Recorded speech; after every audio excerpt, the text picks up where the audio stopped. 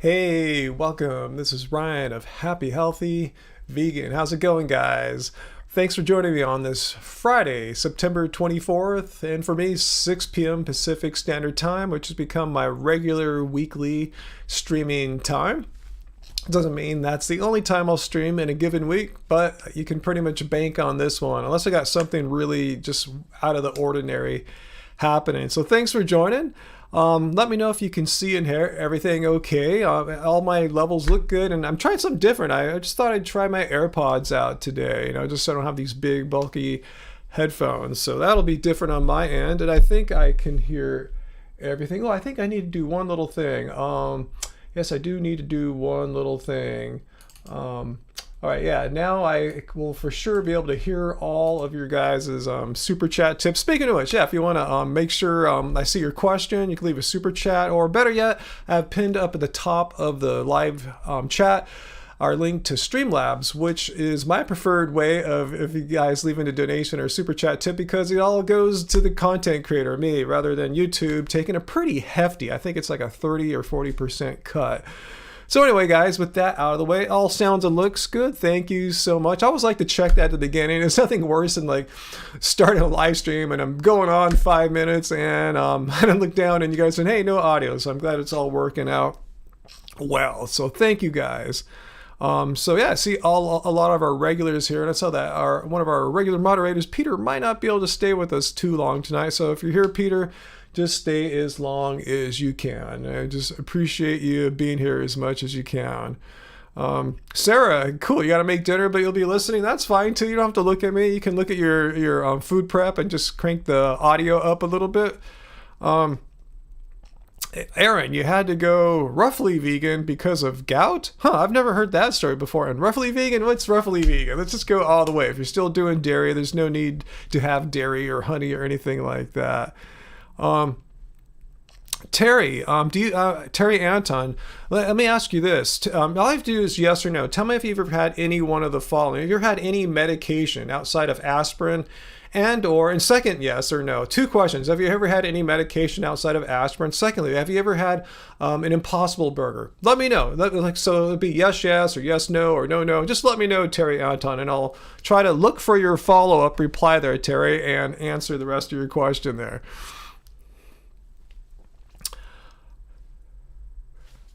Mono diets. I thought I saw some of this discussion earlier before I came on talking about mono diets, and I'm not a big fan of mono diets. And I saw, Dr. Greger's on it. Like, why do a mono diet? Like, what's the point? Why not just eat food?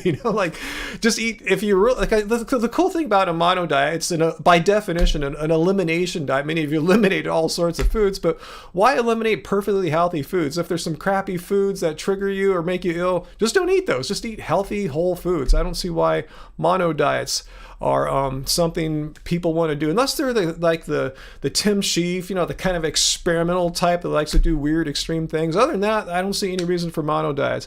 Hey, Tracy the vegan, how's it going, Tracy? Good to see you. Thanks for joining. You might be our only moderator for a little bit here. Peter said he might have some plans, but stay as long as you want to. Okay, Terry, yes, that you've had medications, and no, you've never had an Impossible Burger. Also, let me know if you ever had just egg, because the reason why you're asking, I saw your question, what's my thoughts about the vaccines that have been tested on animals? Well, every medicine has to get through the FDA, has to go through some testing. That's an unfortunate, sad fact of life, but no one's asking vegans to never take a medication for the rest of their lives. If you have a headache, a migraine, take some Tylenol. I'm not recommending any brands or anything like that. You go to the dentist, they got to extract a tooth, which I've had done, root canal. You're going to get some of it's beyond Novocaine. It's something new. Anyway, I'm saying any medication you've ever had, by definition, has undergone FDA testing. So if you've been doing those for your life as a vegan, I'm not sure why a vaccine, which had to undergo the same testing. A lot of people say, well, they can take ivermectin and all this stuff, all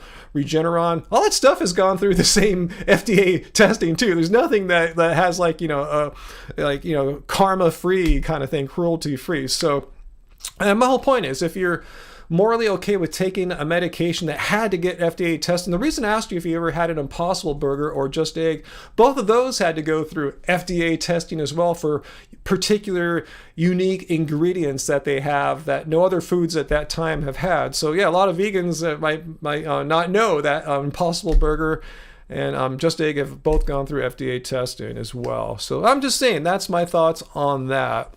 What is a mono diet, Catherine? Good question. Just the name sounds. Just eating only one food for, not just for like, I mean, that's your diet. Maybe you couldn't just eat one food for a day or a few days or a week or a month or a year. But some people, for some reason, think it's a nifty idea to restrict all these perfectly fine, healthy foods and just eat one food for an extended or a short period of time. Usually an extended period of time. Yes, Fallon, I don't know who you're responding to, but yes, you can definitely buy vegan and cruelty-free shampoos, which I use all the time. Pretty much any so-called beauty product nowadays, you can find a vegan, non-tested on animals. Those don't go through FDA testing. That's like a law. Like drugs, medications go through FDA testing. There's really no way around that. But yeah, shampoos, beauty products, you can.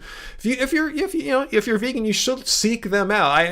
You must. You just seek them out. There's no reason to choose like cruelty beauty products when there's cruelty-free ones, but you can't like say get a Novocaine shot at the dentist that hasn't been tested, or a Tylenol that hasn't. I think they only test them like in their early days, like once, and then it's over. They don't test them continually, as far as I know. I'm not an expert on that. If someone knows more about that, let me know.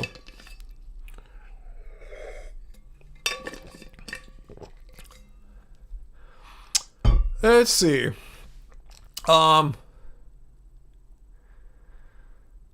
Elena, you can't join the chat today? Sorry to hear that. Just what you can. Maybe I'll be on later on if you're free later on.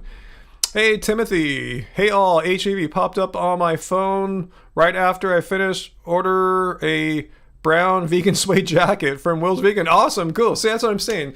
Shoes, leather, vegan leather, there's suede, there's all this stuff now. But yeah, can't get around medicines, but other things, not that tough at all. Chaver, what if you had leather clothes before going vegan? Makes no sense to get rid of it. Yeah, I found myself in this same kind of situation too. And I'll just share with you how what I did. For me, if you are, think differently, that's fine. I'm not going to make a video calling you out saying you're a bad person. I understand, the cruelty's already happened. But for me, if I, as a vegan activist, were to show up in like some like leather Birkenstock shoes that I bought in the 1990s in college, which I saved for the longest time. I didn't wear them that much. They looked pretty brand new. But I'm thinking, okay, I got them. It's already happened. But then I'm tacitly, implicitly showing us some kind of support, like a vote for, yes, this is okay. I'm cool with that. That's what I'm saying. You understand my point of view. It's my personal belief. If you're wearing it, even if you got it before you went vegan, you're somehow showing the world that you're okay with that. Maybe you're not totally for it, but you're fine with you wearing a dead animal bit on your body. Again, if you don't see it like that, I'm not going to get in a debate with you. I'm not going to say you're wrong. That's how I personally see it as a vegan and a vegan activist. So donate them. Give them to someone who is not vegan, they'd be wearing that stuff anyway. That's what I'm saying. I just have a problem, a moral problem showing like a vote of support for that cruelty on me, why I don't wear them. Let's see what that Trace. You got several vegan shoes and boots from Tastemaker Supply, all vegan shoes for men and women. Now let me show you where I got a lot of my vegan, not a lot. My vegan. I have some vegan leather shoes I got from. Hopefully they're still around. I haven't looked them up for a while. As ANI shoes. Let me see if they're still around. ANI brand. Here we go. Here we go. Yeah, I got these right before all the COVID, these leather vegan shoes. I was wearing them a little bit for my political campaign when I was running for office. Let's see. Yeah, there we are right here. There's me, there's Angie. I haven't talked to them since like COVID, like a year and a half ago, basically. There's Brian Turner, Jasmine, Sweet Simple Vegan, Apples and Amanda's. Is that Summit Nutrition? Anyway, yeah, I have these vegan leather low top shoes. I got these little white and green tennis shoes that I used to wear to the gym on lifting days, not for basketball, but they're flat bottom. You know, it's nature intended. There's no heel drop and all that nonsense. So I'll give you the link to A&I brand if anyone's looking for some vegan shoes. Okay, copy. That's what I'm trying to do. I'm a little slow today because I played basketball for about 90 minutes or so earlier today. It was pretty hardcore stuff. There wasn't really a lot of pausing and resting. It was pretty intense, but I like it. Anyway, let me get back. And I think we just got a super chat tip there from Ether Dream Seeker. Did you guys hear anything? I thought I would hear a little something from that. Ether Dream Seeker, thank you so much for the first and hopefully not last super chat tip of the live stream here. New EV owners, be careful with animals. I notice slower to no. What was that there? I noticed slower to no notice to the vehicle to get out of the way. Oh, I see what you're saying. Yeah, engine noise. If you have an internal combustion engine, traditional vehicle, yeah, they're louder. Animals hear them. But I've noticed too, yeah, because I have a plug-in hybrid, and I like 98% of the time I'm driving in the all-electric mode, and I know what you mean. People don't hear it. I'm trying to like park and going through parking lots. People don't hear me. Animals don't hear me. So yeah, good point there, Ether Dream Seeker. Just be careful with all sentient beings, humans, animals.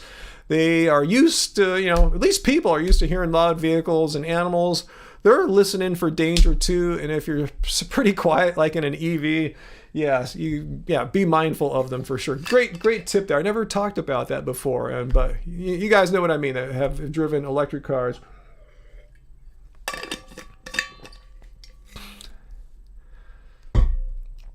Yeah, deaf people or just people who are not paying attention, Travis. Yeah, electric cars, like a lot of people just walk blissfully, not thinking of all the dangers that might be near them or around them.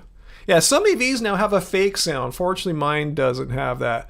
That's bananas, thanks. Yeah, I thought I'd wear that just because, I've been responding to so much bananas, so much nonsense lately. Oh, I heard the all right that time. Maybe it just came in a little late, but I heard the all right from Ether Dream Seeker's super chat tip there. Hey, Graven Babies, how's it going? Oh, I think Ether Dream Seekers. I see why you're. It came up on the screen. I see.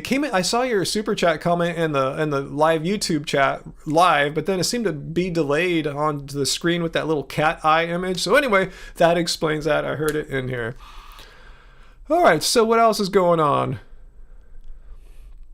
Yes, Tracy, people are glued to their phones, just not paying attention. I mean, I don't even wear AirPods when I like jog or walk around the neighborhood because I want to hear all the potential things, the risks that injure me. I don't want to get hit by a car because drivers aren't paying attention. Usually I am, but most aren't, like more than half I notice aren't really paying that much attention. So I want to make sure I'm paying attention because I have more to lose as a pedestrian.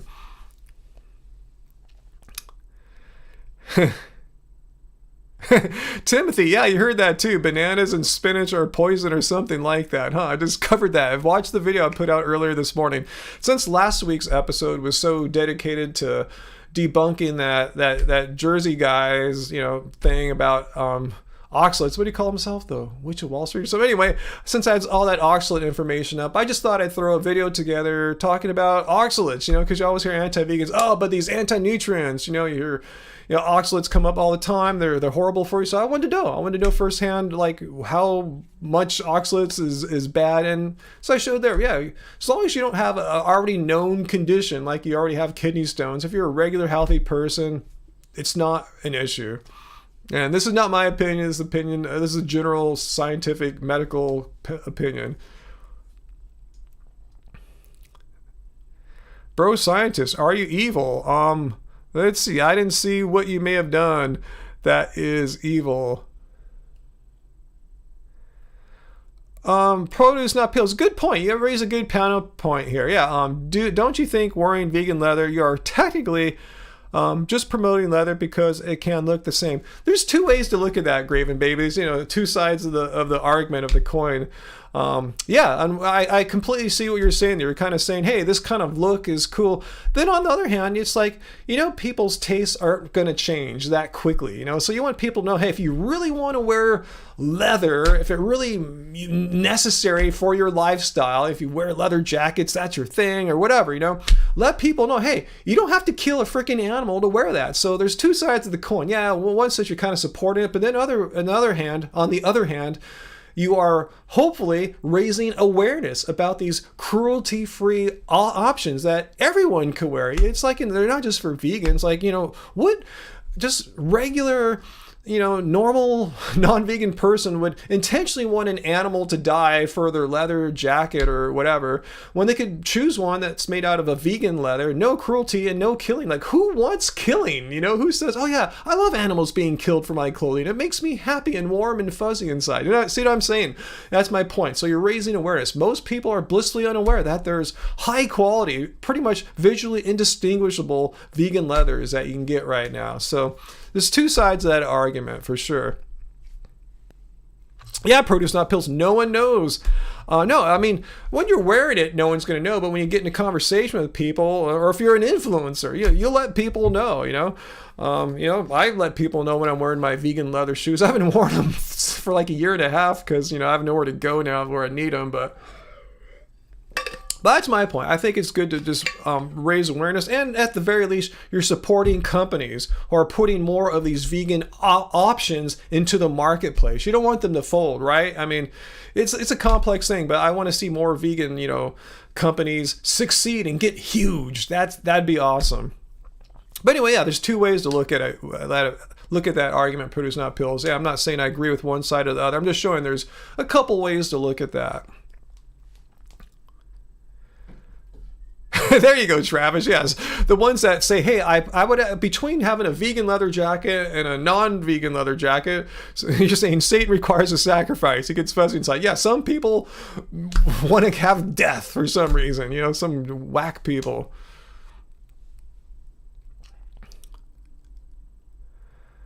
Let's see.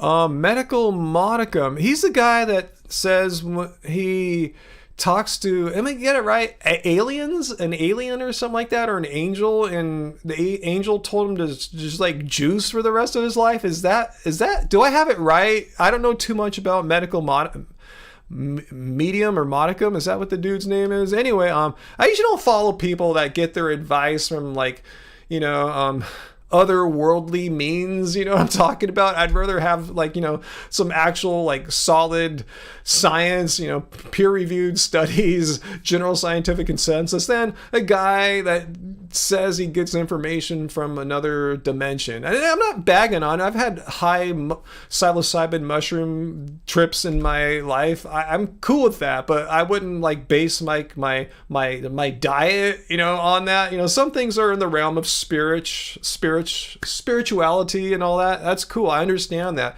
Some things science is better than. If you want to understand the, you know, what nutrients are in a food, you know, what minerals, vitamins, all that, I would look at science rather than, like, you know, an otherworldly information transmission. That's what I'm saying. I'm not bagging on them, but that's why I don't follow people like that. I tend to, like, follow people who are grounded in, you know, objective, rational thought.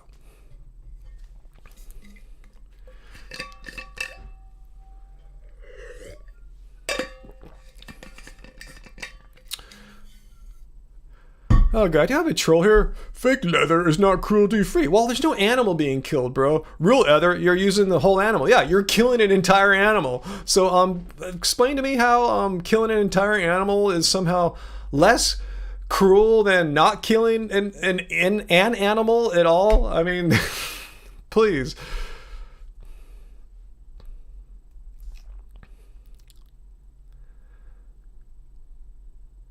Okay, I don't know anything about that really, other than I've seen a little bit, you know, just through the media. Sounds like her husband killed her and tried to leave her body in a You know, I don't know. I just news stuff. I don't know. It sounds like he did it. He's like hiding, right?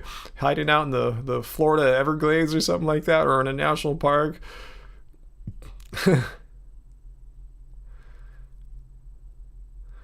Yeah, Matt, no foo-foo BS for me. Yeah, I said, yeah, kind of more evidence-based and like, you know, spiritual, otherworldly, transmission-based kind of information. There's a hole in the logic.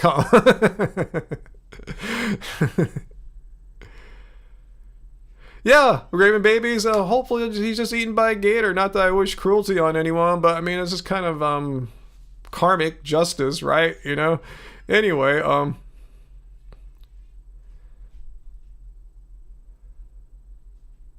let's see. Bro Scientist, you're not evil. That's good to know. I'm glad our viewers are not evil.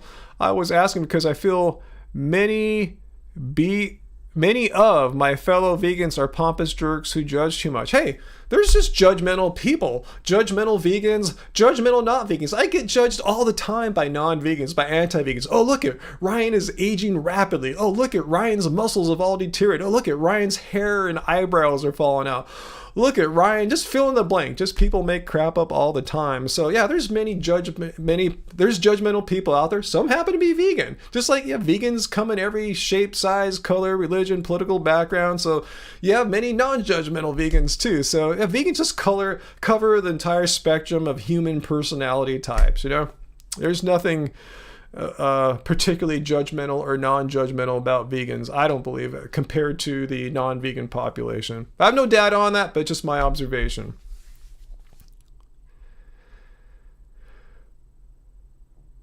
Now, he could be hiding with a family member. I don't know. It seemed like a kind of a bogus story of how his family went and picked his car up for him. I mean, he could be anywhere. It just could be the story they gave to the authorities to throw them off the trail. Yeah, it's an interesting case. And if so, they're accessories to a crime, accessories to a murder. So their family's taking some risk if they are indeed doing that.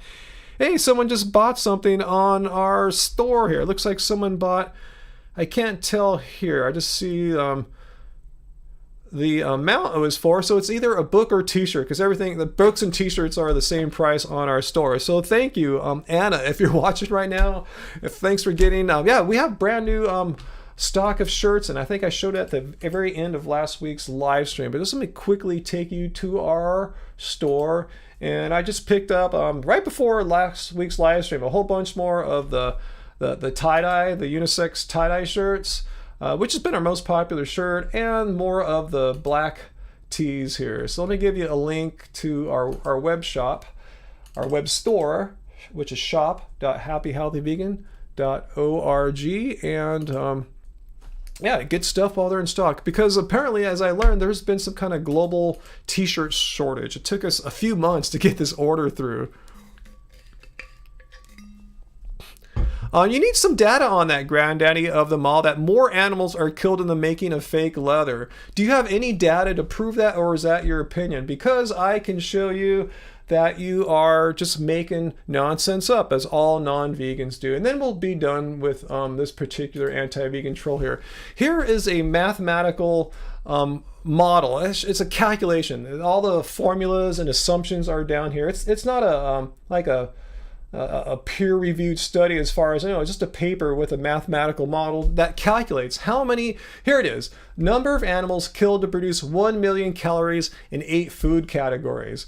And people always say, oh, it takes, you kill more animals growing, you know, soy and potatoes than you do kill it like for beef, because you eat the whole animal. Look at here, beef. To produce 1 million calories in beef, you are killing, let's see here. The slaughter kills 27.4 animals, and the slaughter kills 1.7, and the harvest kills 27.4. While all plant products kill barely like 1 in the harvest. There's no slaughter part. So if you have any data that shows that making vegan leather kills more than an animal, remember, your cow is fed all this food here. Look at beef. More animals are actually killed as opposed to like chickens, the slaughter is the bigger number, by far the larger, and same with eggs. But look at beef. Most of the killing actually happens in the harvest. So if you're eating a whole cow, you're getting you're getting a lot of killing in all the food that goes in to feed that large freaking beast. So anyway, if you have some data, I'll look at it, but I don't think you do, because non-vegans or anti-vegans just love to make stuff up. You know, they just throw crap on the wall. Here's what anti-vegans do. I think someone else just bought a book right now. Anti-vegans, they poop in their hands, they pick it up, they throw it on the wall, they'll move on to the next thing. If they see, oh, that doesn't stick, let's say that plants have feelings or something like that. So who right now, if you're watching, Jessica, I know this name, right? Jessica, if you're watching right now, you just placed, it looks like you either bought a book or a t-shirt as well. So thank you so much.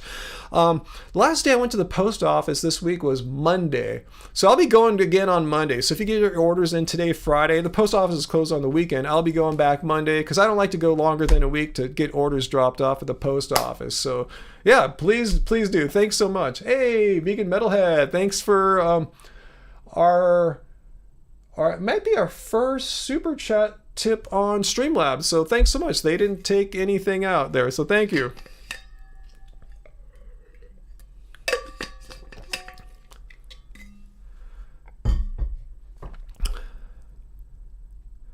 Elena, bagging your produce. Awesome. All right, take it off at your bike even. Awesome. I love it. Yeah, Miss Bravo, I'll show that comment there. Yeah. Miss Bravo, anti-vegans love to make the argument about how vegans kill more animals. Like, how is that possible? Because think about it. Vegans and non-vegans all eat plants, right? Unless you're a carnivore, which is really, you know, like what? There's fewer carnivore people than there are vegans, you know? Unless you're a non-carnivore person, you're eating plants and animals. So if you're saying plants kill all these animals, well, you're killing the same animals, which is false, but you're still killing the same amount of animals by eating plants. But on top of that, you're killing an animal pretty much every meal, especially if you're eating chicken and poultry and stuff like that. Hey, Uncle Walt. Hey, you've noticed this, Uncle Walt. You've seen enough live streams, and you've probably seen misinformation in other contexts apart from veganism. But yeah, you've seen how it works when someone hands out misinformation and no facts. It's all about emotions. It's visceral. Don't believe them. You got that right, Uncle Walt. That's how to sniff out misinformation there. Let's see, Jess. She loves everything I love. Who are you talking about there, Jess? And I have her hooked on vegan and Ryan and Angie. Thanks so much, Jess. Much appreciated. Awesome. Bro Scientist, that sounds kind of dark. You sure you want to be watching stuff like that? There's probably better stuff on YouTube than that for your mental health, unless you're cool with it. Anyway, oh, thanks for that heads up, Francisco. Yes, always read the label, because that's what I like about the word plant-based, because it doesn't have a precise definition. Vegan does. Vegan meaning there's no animal products at all, 100% animal product free. But plant-based, you would think it does mean, you know, the same as vegan, but plant-based is, as the word sounds, it's pretty much based on plants. It might be exclusively all plants. It could be, and most are, but, you know, as you said, there's some dairy in this one product you found. But which means, yeah, always read the labels. The only time I feel comfortable not reading labels is if I'm in a 100% vegan restaurant, or if I'm at a store and I'm getting produce. I don't read labels there. There's none. But if you pick up like a cookie or whatever, read the labels. If you see the V, the vegan, then you know you're cool. Meaning you don't have to read the labels. And if you don't see that, read them carefully. Because a lot of products are what are known as accidentally vegan, like Oreos, Cracker Jacks, stuff like that are accidentally vegan.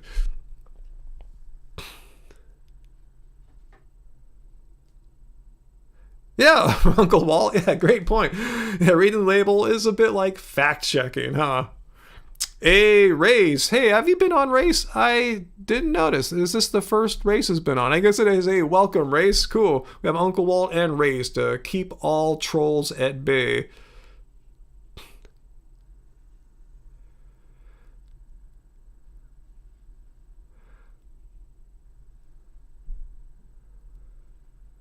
Hey JL, sorry to hear that your mother passed away from heart disease. Yeah, it's a serious business. My dad had heart disease, and even though he didn't technically pass away from heart disease, it just led to a whole bunch of health complications in the last like decade of his life. My mom had a heart procedure in July, so yeah, I understand that very it hits really close to home. So much so, I'm gonna, have a cardiologist give me an examination now that I'm 54 too. So yeah, get more people to eat plant-based.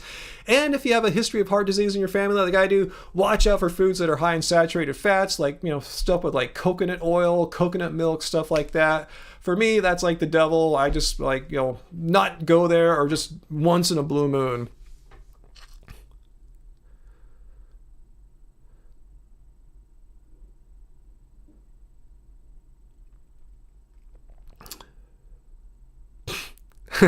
Travis, what's my shirt says? That's bananas. But what's bananas?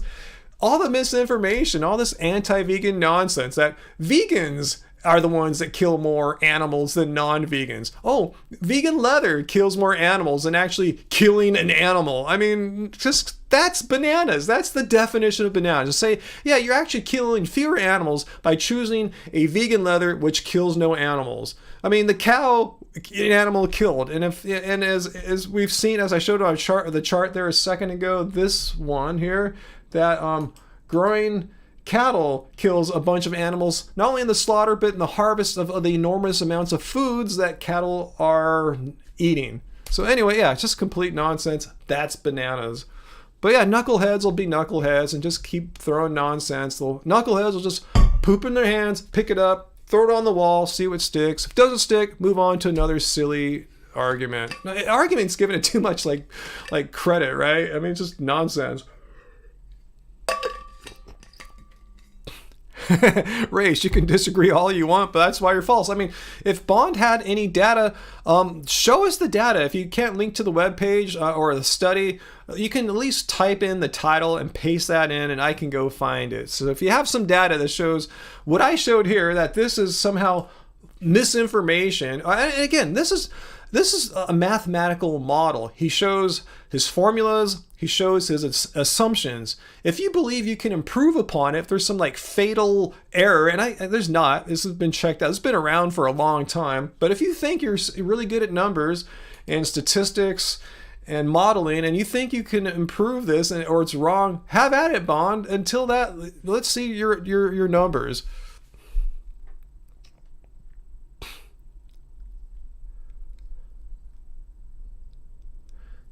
Hey, thanks, DJ Giuseppe. Know any vegan diuretic foods? I'm doing a weight cut. I'm not a medical doctor, not a health expert, not a health professional. I've never done a weight cut, but I know what you're talking about. I know a little bit about this from all my experience. Not like that experience, but my limited experience in training and fitness. And if you're trying to achieve a caloric deficit, I know you're talking about something more than that, but you can achieve a caloric deficit by just by burning more calories through exercise or just daily life. You don't have to get in a caloric deficit by just crushing down the amount of calories or food you're eating in a day. You can just if you're used to burning 200 calories a day from exercise, do some more running or indoor bicycling or something like that, where you can burn hundreds more calories a day. So that would be my tip to you there. If you're trying to lose some weight and do it safely instead of starving yourself, just work out a little bit more. Again, it doesn't have to be crazy hard, but just if you're used to burning X amount of calories a day on average, do X plus 100 or 2X, something like that, if you're wanting to get a caloric deficit to get more cut. But I've never had a cutting phase or anything like that. I just do what I do.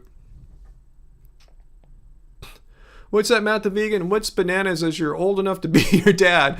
Never realized I'm 54. I have another almost year of being 54 before I hit 55. Yeah, just today at the gym, I was playing these two younger players, and after a few games, I asked them, "How old are you guys?" Because I was being locked down defender. I was playing the hardest D of anyone there. We're playing 3-on-3 and 2-on-2.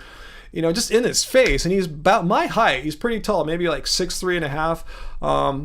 Maybe not as built as I am, but he wasn't stick man or anything like that. Anyway, 26, and his partner there too that he would like dish balls out to, knocking the wide open shots, 26 as well. I told him, I'm over twice your age. I mean, have you ever been locked down so tight by a guy in his 50s before? And he thought about it and said, nope, never have. So, yep. Again, not just bragging, just stating fact that, a plant-based diet won't prevent you from achieving your athletic goals. That's the whole message of Game Changers, the documentary. It's not, if you have the talent, which I don't, I'm not that talented. If you put in the work, which I do, the diet's not going to be the limiting factor. Your innate skill, how hard you train, issues like that. But eating plants ain't going to stop you. In fact, it should help you, because I recover way quicker now than I did before I went vegan. Now, recovery after workouts, recovery of injuries.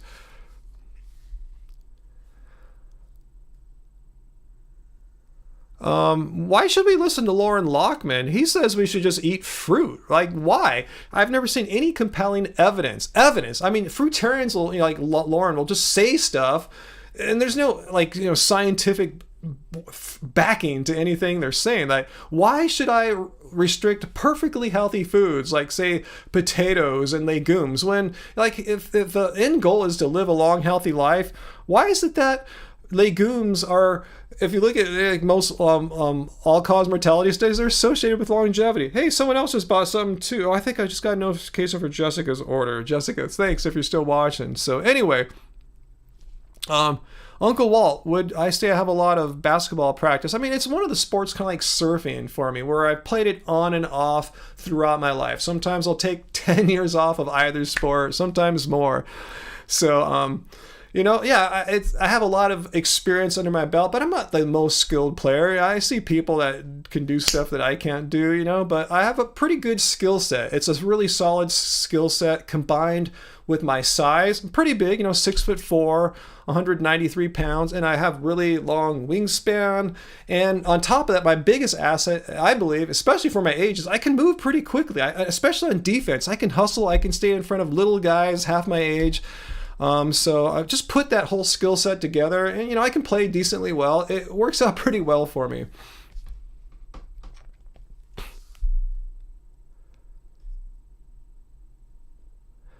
DJ, you should tell me why we should even listen to Lauren Lockman in the first place. I don't understand why you'd want to listen to Lauren Lockman unless you really wanted to go down some path of just eating fruit and stuff for the rest of your life. I've never seen any real evidence suggesting that eating fruit for the rest of your life and giving up potatoes and legumes will give you an extra minute on your life,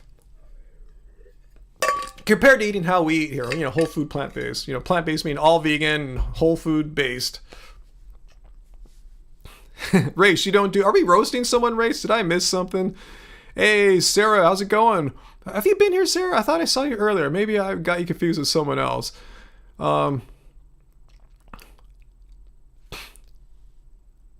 Let's see, Tony, when I go to the gym, do I immediately have our 5 ready to go? No, I don't have a team. I just go to the gym. Like, usually I'll go 2 times a week, and usually I work it out. So like one day I go on a pretty dead day where there's no one there really. So I'll just do drills. I don't need people to play to get a good workout on the court. But today I knew it was probably going to be more crowded, and as soon as I got there, hey, you guys asking me, you want to play 3? I said, hey, can I warm up a few minutes? I'm old, I got to get the body moving. I just can't walk out there and start playing. So no, I don't have 5. I rarely play 5s actually. It's not too often that I'll run full court. Usually 21's my favorite. Actually, my favorite is one-on-one. That's what I love to show you guys, one-on-one. That's where I really think my body, my skill set really shines the most on a one-on-one game. But I love half-court games too. And yeah, I don't play all.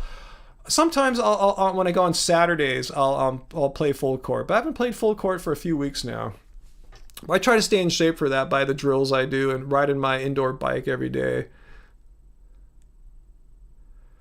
Let's see, Tracy, what are you telling Race there? 4.5 years ago in real life, a few weeks ago here on HHV. What are you telling her? What are you telling Race there? I'm kind of curious. Is that like telling about a big moment in your life there? Maybe going, you've been vegan longer than that, right?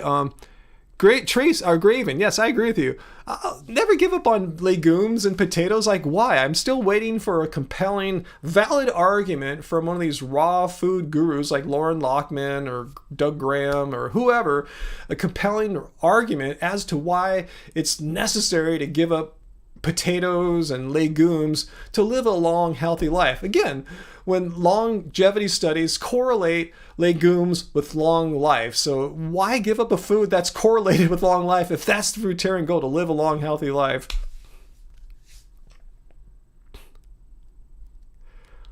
Yeah, Uncle Walt. Yeah, hit the like button, and you can tell people.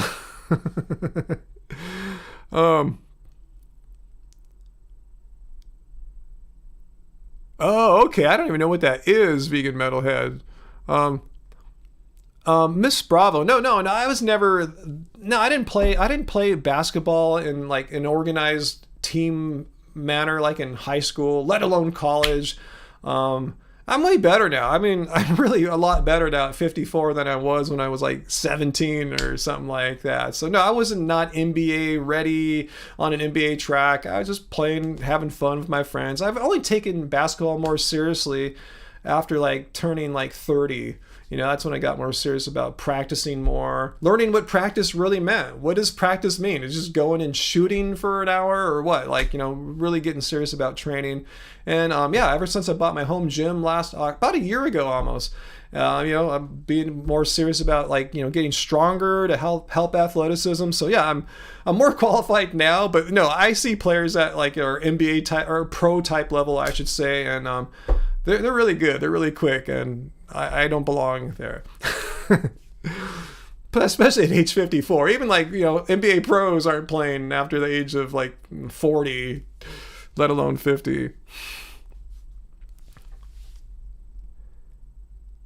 DJ, you keep pasting the same question there. Should we pay attention to him? No, we should not pay attention to Lauren Lockman. I want any reason why we should pay attention to Lauren Lockman for. Why is it imperative that all humans, all vegans, never eat a potato or legume or steamed broccoli for the rest of our lives? It's absurd, unless there's some compelling, solid facts to support that extreme claim. Remember, extreme claims require extreme evidence.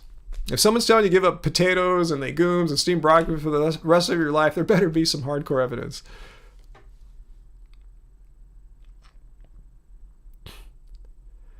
Let's see.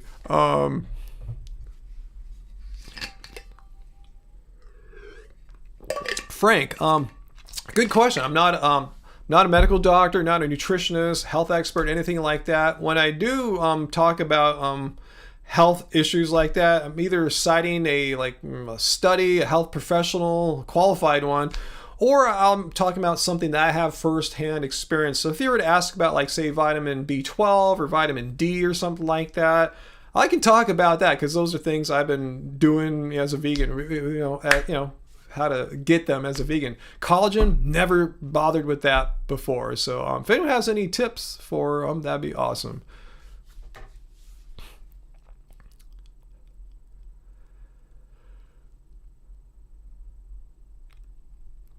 Thoughts on shellfish? What thoughts on like what? What do you want? What do you want to know about shellfish? They're cool. I mean, yeah, I go to tide pools and I see all sorts of marine aquatic life, little fishies and sea urchins and clams and mussels, and they're all cool. I love to see the creator's creation all playing out there in a tide pool for me. It's wondrous. Is that what you're wondering? Am I friends with that vegan couple? I haven't seen those guys for a long time. I mean, COVID stopped that. I mean, I thought we were friends. I haven't talked to Brian or Anna. Is that her name? It's been a long time. I haven't talked to them maybe 2 years or so. So yeah, we've always been kind of friendly. Why do you ask?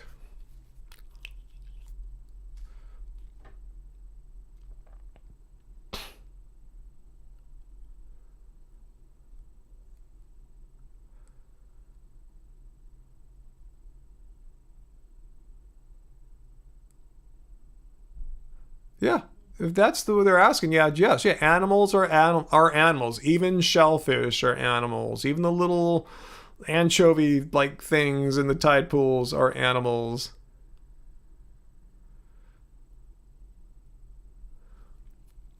Okay, GJ. So for the record, also vegan and would never eat shellfish. Yeah, I mean, it's not. I don't look at it as food. When I go to the tide pools, I don't look in there. Ooh, I wish I could grab that shellfish and eat it. It's never something I even consider. I just look at it like I'm looking at the little fishies and on the rocks, the mussels and urchins and stuff like that. So yeah, it's not even an option. Why would I eat something living, an animal? Hey, Chwaja, thank you for using Streamlabs, where they don't take a cut of any donations or super chat tips. Thank you for that generous super chat tip. And hey, maybe we'll have pizza night. It's been a few weeks since we had pizza, actually. So maybe we'll do that. What's Angie doing tonight, Uncle Walt? I believe last time I left her, we both kind of updated our websites. Mine's way easier. Mine is just like basically a single page. But hers is an extensive site, from her podcasting career back like a decade ago. It's pretty, and I think all her lyrics from all the albums and everything are up there. So I think she was looking at some different theme options and just struggling with that. I told her, don't worry, I'll help her. You guys know I used to be a web developer back in the olden days of web developing. So anyway, I'll give her a hand with that. I kind of gave up when I saw WordPress like maturing, and there's no need for web developers anymore unless you want a really totally 100% custom site, and you could still do that with WordPress if you want, move pixels around pixel by pixel. But anyway, I think that's what she's working on tonight. Race Lover, I agree with that. That sounds like a t-shirt, Race. Everyone should be vegan. Like, there's no reason not to be vegan. I'm still waiting to hear about some. I allow there might be some really super rare medical condition where like you need animal protein. Maybe I've never heard of it, and if there is such a condition, it's super rare. It probably affects like 0.0000001% of the population, and I've never heard its name. So yeah, everyone except for maybe that I allow. Maybe there's some rare thing I've never heard of. Everyone should be vegan.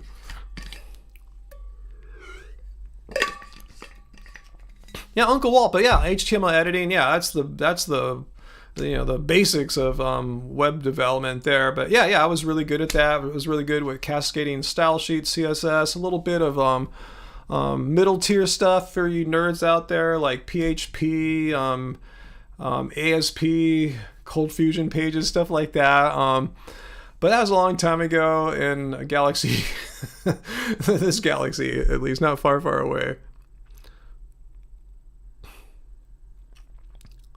Good point, Race. It could be a mental condition. I don't know. Who knows? But I'm saying there might be some rare condition I've never heard of, and I've been doing this on YouTube since 2013. I'm still waiting for someone to tell me of some actually a named medical condition that would require someone to never be vegan. Just curious, like they couldn't get by on all plants. Yeah, I never really got into like serious programming languages like Java or C++, stuff like that. Yeah, I'm pretty old. They didn't even have, like, when I was in college, they didn't even have C++ yet. So I learned some older languages that are pretty much obsolete now, like Pascal and stuff like that. And even then I wasn't that good at it. COBOL, actually, too. Program called Brackets. Doesn't ring a bell. Hey, I develop on the Mac, so if I'm editing code, I'll use something called Coda. It's been my editor for a long time. CODA. Check it out. Good point, Race Lover. Yeah, maybe. Yeah, I wonder. Yeah, couldn't you, if there is this rare condition that would prevent someone from being vegan, couldn't they just take a supplement then to get the thing that's not working? I don't know. I'm saying we have to see with this rare condition that no one knows of yet to see if that would work. And it seems like, on the face of it, that should get it done, huh?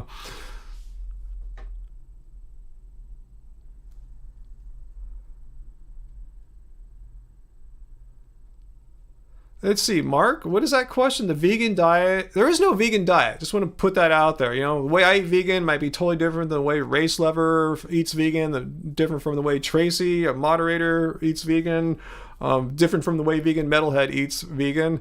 But anyway, what's your question again? I lost it.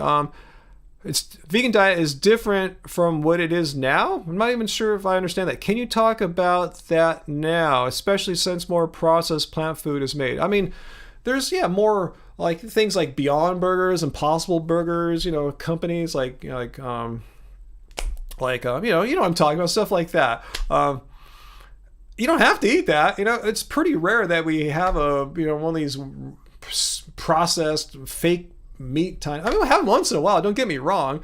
I just had some little Impossible Burger thingies at Disneyland recently, but little, what are they called, sliders, little tiny things. But you don't have to eat that stuff day in and day out. I mean, I'll show you our freaking book here.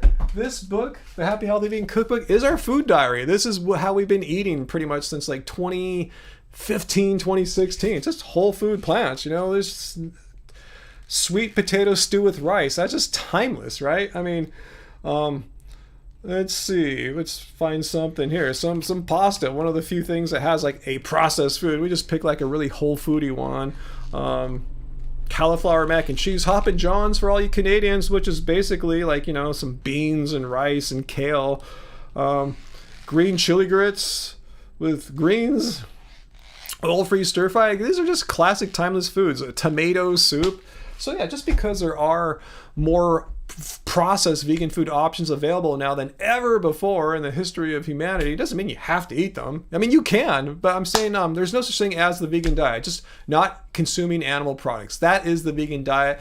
That's the definition of the vegan diet. But there are near infinite amount of ways that one can eat vegan. Healthy, super healthy, raw, Oreos all day, whatever. There's so many ways to do it. We have a troll saying humans are living off supplements. Like, is this just pooping in the hand, picking it up and throwing the wall? I mean, where is your evidence that humans are living off of supplements? Are you saying vegans live off of supplements? Yeah, good point, Tracy. Yeah, animal agriculture. I'll show you the products if you don't believe me, IQ man. There's B12 supplements for livestock. Yes, cows can be supplemented with B12. So don't say, oh yeah, you vegans are taking B12 supplements. I get all mine from the animal. The animal, in all likelihood, it probably at some point in its life had B12 supplements given it to him. If not once or twice, in fact, through the majority of its adult life. So anyway, why eat a middleman when you just take a supplement yourself? Why kill an animal to get the B12 from its flesh when you could just take a vegan B12 supplement? It makes no sense to kill an animal, to kill the middleman when you just could take the supplement that the animal is supplemented with. So thanks for bringing that up, Tracy.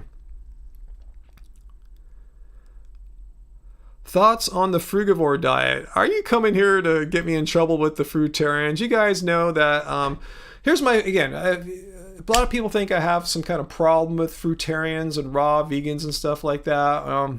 I don't. If it works for you, if you enjoy it and it makes you feel good physically, spiritually, awesome. I'm not going to make a video calling you out or anything like that. Far from it. What I do have a problem with is that especially the leaders spout just complete nonsense. Like cooked food is addicting. Cooked food is poison. Potatoes are poison. Potatoes make you fat. All this stuff that just has no basis in any kind of objective evidence. They just try to scare people into. They say things that sound kind of truthy, but they're not.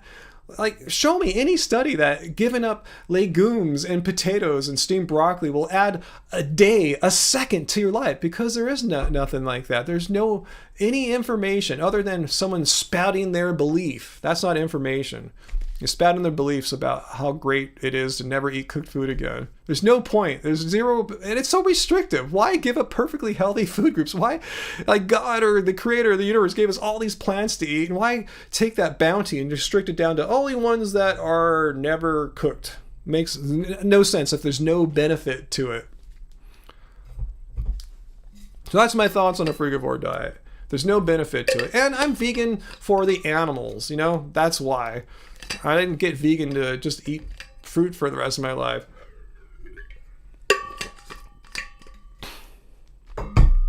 Oh, is Tracy going? I see Uncle Walt saying goodbye to her. Oh, Tracy, thanks if you're still here. Thank you for being with us here, Tracy, as I was going on and and talking about my thoughts on fruitarian diets.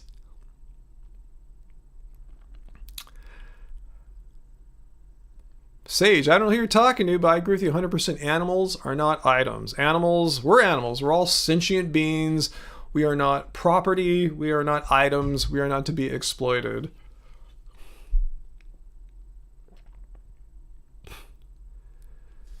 Is Johnny in the chat now? Johnny Bravo?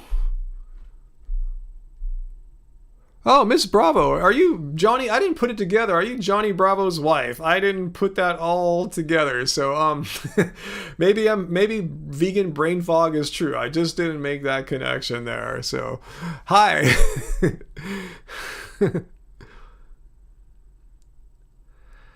Dead pop star. What do I mean by debunk veganism exactly? I'll be completely honest what I mean by that.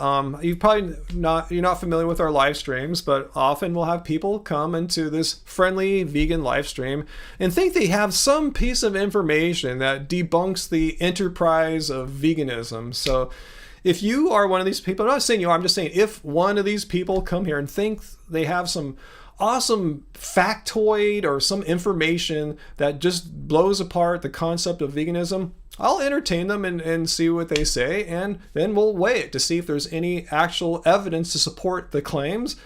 When we pretty much always find that there is zero. In fact, the evidence proves the opposite. So that's what I mean about debunking veganism. Anyway,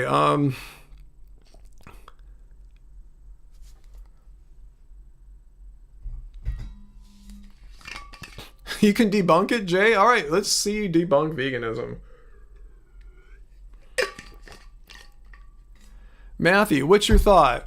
Lack of activism in the vegan community around vegan food production? What is vegan food production? Are you talking about Impossible Burgers? I mean, are you talking about plant food production? Is that what you're talking about? Because last time I checked, non-vegans eat plants as well. So you're saying veganism is somehow null and void because we're activists about animal cruelty, but we should be activists about food production? We are. I mean, how does that debunk veganism? I mean, you're eating the plants that we're eating too. In fact, if you want to really look at this argument in its truest form, if you're worried about deaths and harm caused from raising plants for food consumption, animals consume way more food than all humans put together. And again, let's take a look at this mathematical model of how many animals, did I get it right here, are killed when a million calories, number of animals killed to produce 1 million calories in 8 food categories. So let's look at chicken here. To produce 1 million calories of chicken, 237 chickens are killed in the slaughter. And for the food production, 13 animals are killed. And let's compare that with beef. 27 animals are killed in the production of their food. But if we look at like say grains here, which it's like the staple of our diet, 1 animal. So if you're talking about reducing harm to as little as possible, going vegan makes more sense because we're not producing all this wasted food that go to animals that you end up killing anyway. So that was what's wrong with that line of thinking. If you have any data that suggests otherwise, other than some guy spouting nonsense, if you can debunk this mathematical model, have at it.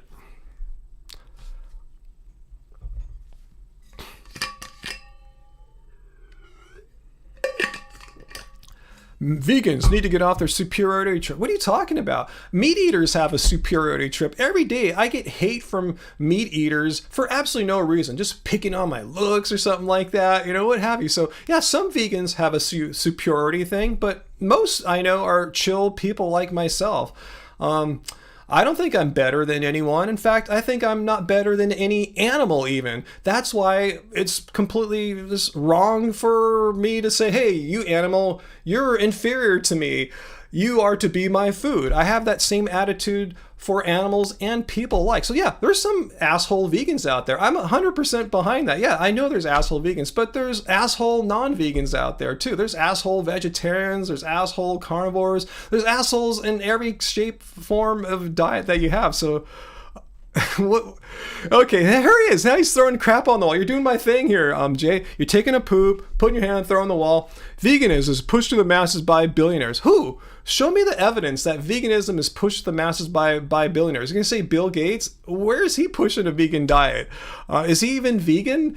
And if so, is that a bad thing? I mean, if I were a billionaire, I would be out there promoting vegan diets. So, I mean, you have billionaires in the sense of the major what's it called? It's just agribusiness, the lobbyists that lobby our government so they can continue getting government subsidies to produce meat at a lower price than it would be if the market were allowed to operate independently. So don't give me this crap that the governments are in cahoots to push veganism. If so, we wouldn't be subsidizing the meat, the cattle industry. We wouldn't be subsidizing the dairy industry. We wouldn't be subsidizing their marketing materials. And taxpayer money goes to fund advertisements, marketing for the meat and dairy and chicken industries. Ever hear of the milk board? The dairy board.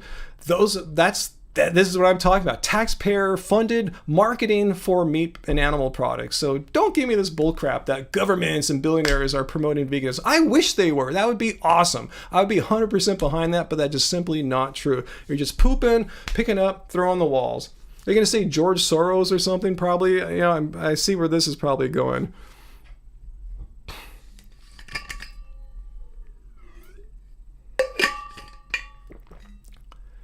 Yeah, I'm with you, VLAM. Government pushing veganism would be a dream come true. As far as I know, there is no government in the world pushing veganism. If so, show me. I will make a story about it. I would love to see this. It would be like the biggest story of the year for me. Yeah, Johnny, billionaires are pushing veganism. Since when? How come you're aware of it? And I've been running a YouTube vegan channel since 2013, and that information, I've heard people say this, but actually finding any real evidence to support that has not come my way yet. It's kind of funny how these people think they've found it. Yeah, a bunch of knuckleheads, Graven Babies. More knuckleheads being knuckleheads. They're just making crap up, pooping in their hands the crap, and throwing it on the wall of our chat here and just seeing what sticks. That's all there is to it. Adjusting the AC in here. Yep. If anything, the government subsidizes the meat and dairy industries to lower the cost of the retail price and the wholesale price of their meat and dairy products, and to subsidize the marketing of meat and dairy and egg products. So, got nothing. AJ, I'm kind of with you. The government really has no incentive to push a vegan diet. Like, why would they push a vegan diet for? I'd love to hear their speculations.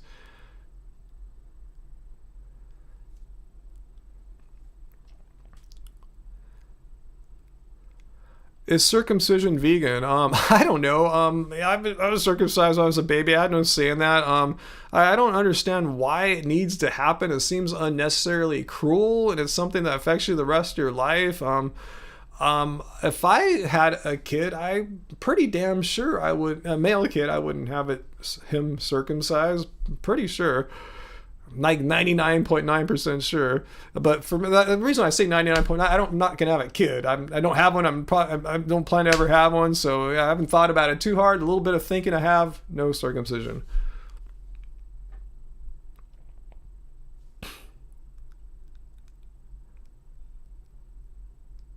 Oh, Graven Babies watching some wrestling as you're watching me too. Awesome, cool.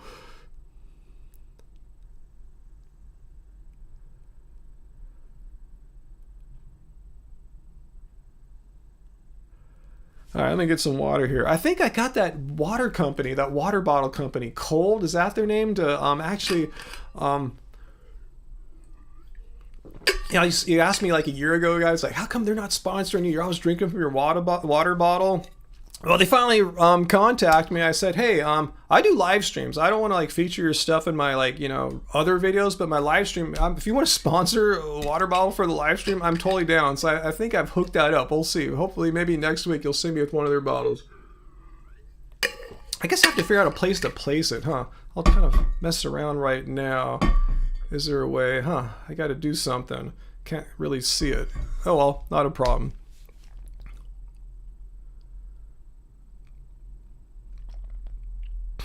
Females can too, Miss Prophecy. I don't really know too much about that. That's why I'm not going to go on.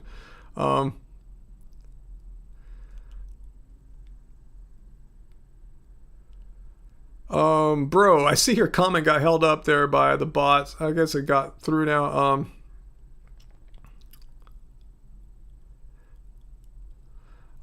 Zin, what about farm workers' rights? What are we talking about? I mean, don't you eat plants that were grown by farm workers? Are you a farm worker activist? I mean, how many kinds of activism do we need to follow? I'm an environmental activist, vegan activist. I mean, what are you talking about? I mean, I buy most of my food, a lot of it, at least over the years, have come from like local farms, like small farms, farmers markets. So, not sure why I need to be a farm workers activist. Are you? Because I assume you're buying plants too. But no, vegans must be. Vegans have to be the most perfect people in the world. That's what I'm seeing. You don't see too many people that are criticizing vegans for not being farm worker activists, and they're not farm worker activists. Let's see. Zin, Matthew was talking about vegans on their high horse and where our food comes from. Who says we're on a high horse? Exactly. I mean, some are. Some vegans are complete dicks. I know a few, and I don't like them, you know, but it doesn't mean all vegans are like that. I'm a really nice, chill person, and anyone who knows me, who's met me in real life, I'm sure will, you know, pretty much vouch for that. I'm pretty cool, pretty chill. I don't act like I'm almighty Ryan, the god of vegans or something like that. I'm not like that. I don't look down at people like my mom who aren't vegan. I'm trying to always convince them to go vegan, and I know I'm going to win people over by not being a dick and by being nice, by being respectful, and giving them the right information that they need right then to take going vegan more seriously. So yeah, some vegans are assholes. So what? I'm not. Doesn't mean veganism is null and void because there's some assholes. It's like saying non-veganism is null and void because there's non-vegan assholes, anti-vegan assholes.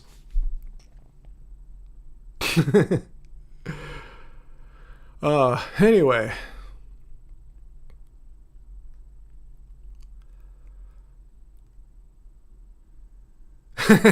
Yeah, Race Lever. Unlike me, Race Lever is the vegan god overlord. So yeah, if you want to talk to Race Lever about being on a high horse, have at it with Race Lever. Just kidding.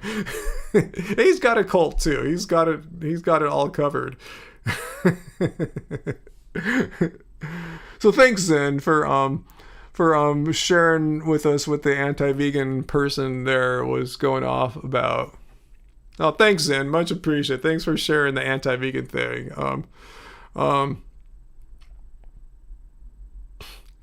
Do you think people would still be vegan if they couldn't tell anyone? I don't know. I mean, some people are very private about their veganism. A lot of people are very private. They don't want to be out here on social media like I am and getting attacked regularly by a-hole anti-vegans. You know, so yeah, you can totally be vegan and not tell anyone. That's totally cool. There's nothing in the definition of veganism that says you have to be a vegan activist. It's the only thing required is that you believe it's wrong to harm and exploit animals. That's it. If you want to be silent about that the rest of your life, fine. I'm not going to call you out and say you're doing it wrong or anything like that. That's your personal decision. As long as you're not harming the animals, I'm cool. I'm cool with you.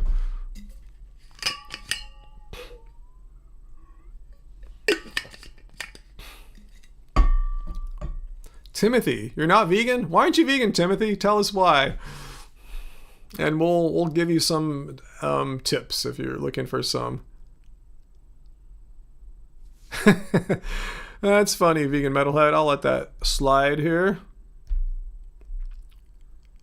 Let's see, Uncle Walt grabbed it. Okay, I guess maybe we should try to keep the language kind of PG, sort of, so YouTube doesn't, like, you know, have a problem with our content here.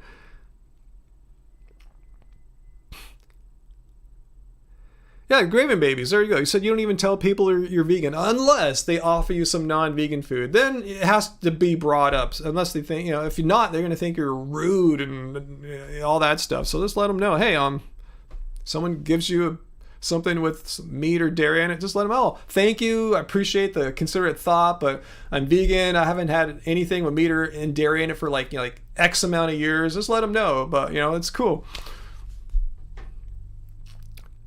Jay, if you're going to tell me a joke, go for it. Why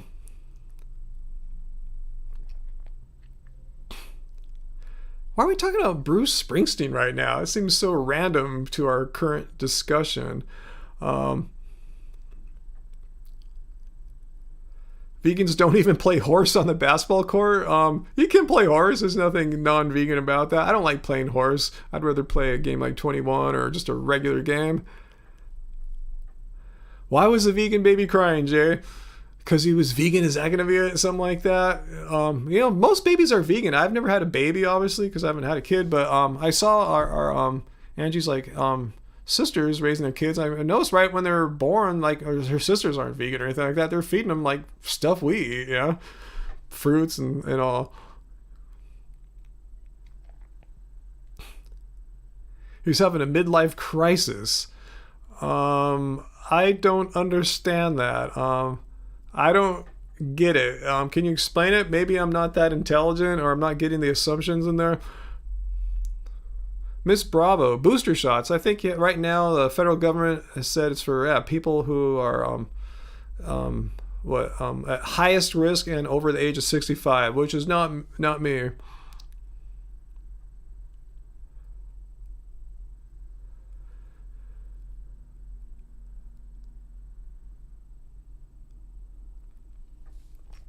Oh, race lever. Okay, thanks for explaining. It's his copycat joke pretending vegans don't live long, even though we live longer and better. And we got a nice super chat tip there, Jess. Jess, and you bought it? Didn't you just buy a book? Yeah, you bought a book.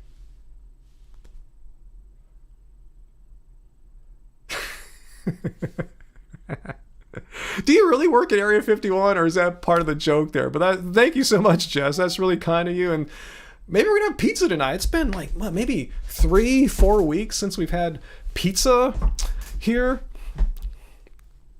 after a live stream, from your super chat tips. So thank you so much, Jess. And yeah, let me know if you really work. You did for your mom. You worked there for your mom. How do you work at Area 51 through your mom? I'm just kind of curious. Timothy Fonte, you don't have the willpower to become vegan. It's just something you either want to do. There's no willpower, really. If you here's how I went vegan. It's just after fully comprehending, wow, hit me like a ton of bricks. Wow, animals don't need to die in order for me to live. And this happened after about 5 days of eating vegan while on vacation a while back. I go, wow, I feel great, and no animals needed to die for me to live. And I tell you, I can just say those words and it might not mean anything to you, but for me, it hit me like a ton of bricks. It's like seeing God or something like that. It was just like this huge moment. It just had this big resonance in my whole being. I go, yeah, why would I want to choose a lifestyle where animals need to be harmed when I could eat all these delicious plant foods, and there's all these vegan options, and there's even way more now, like infinitely more. So there's pretty much, you don't have to give up anything. If you like burgers, eat Beyond Burgers, have Impossible Burgers. You can have pizza. We just got sent some pizza from a company called Bonza. We have 4 other pizzas in the fridge that we just got yesterday. You want eggs? Just egg tastes amazing. There's Follow Your Heart egg.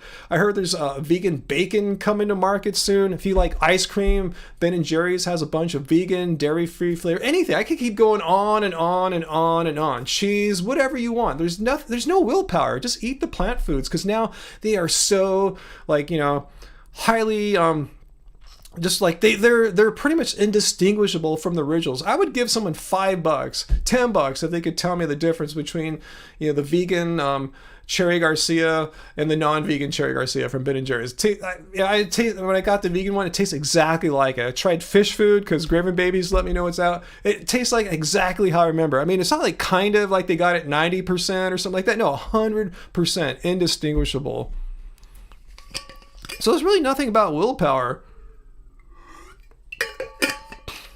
Well, you shouldn't be eating burgers every day if you're worried about their cost. I'm not sure what your finances are in life, but they're getting cheaper all the time. The only reason why vegan burgers are not on the price point with dead animal burgers, twofold. As I mentioned earlier, there's the agricultural subsidies, the subsidies that the meat industries receive from our taxpayer money, from our government, to artificially lower the price of meat. So that makes it hard for, say, Beyond Burger to compete. Secondly, economies of scale. Beyond Burger is just 5 years old. The meat industry is 100 years old. So that's why,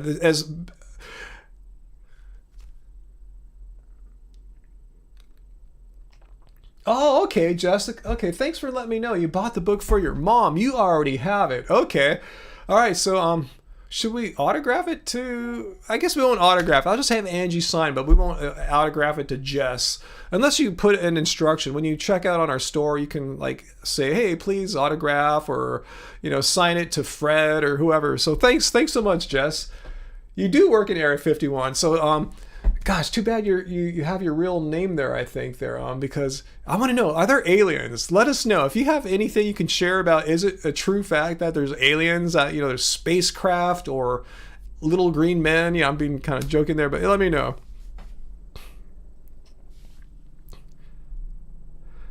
Virtuoso, do I still eat with non-vegans? I haven't eaten with a non-vegan since a Christmas gathering in 2019, and it just kind of grossed me out. So I don't think I'm gonna be doing that again, but I don't know. I really don't know how it's gonna be in the future for me, to be honest with you. So yeah, that was not fun. I would take him to a vegan restaurant. If I had control, I would say we just meet at a vegan restaurant, like a vegan Chinese restaurant, and eat there. So I would eat with non-vegans if we can all eat vegan food. But I eat with non-vegans all the time. Just usually I'll bring them, like my mom, we'll go to a restaurant and eat all vegan. You know, she's not vegan, but we'll just order all vegan or go to a vegan restaurant. That's how I eat with non-vegans. I force them to be vegan around me. And I never heard them complain once ever. In fact, they're stealing food off my dish too, off my plate. Let's see what Jess said about the aliens. Anything important moved? Oh, man. I wonder where they moved it to. Hey, Ryan. It's Johnny. Hey, Ryan. Have I had a vitamin deficient seizure again? Live stream? No, I haven't had any vitamin deficient vegan seizures yet, but maybe I will later. We'll give VD some poses to use in future videos to try to debunk veganism.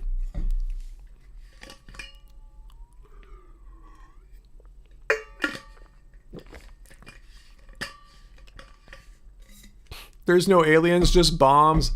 Bummer.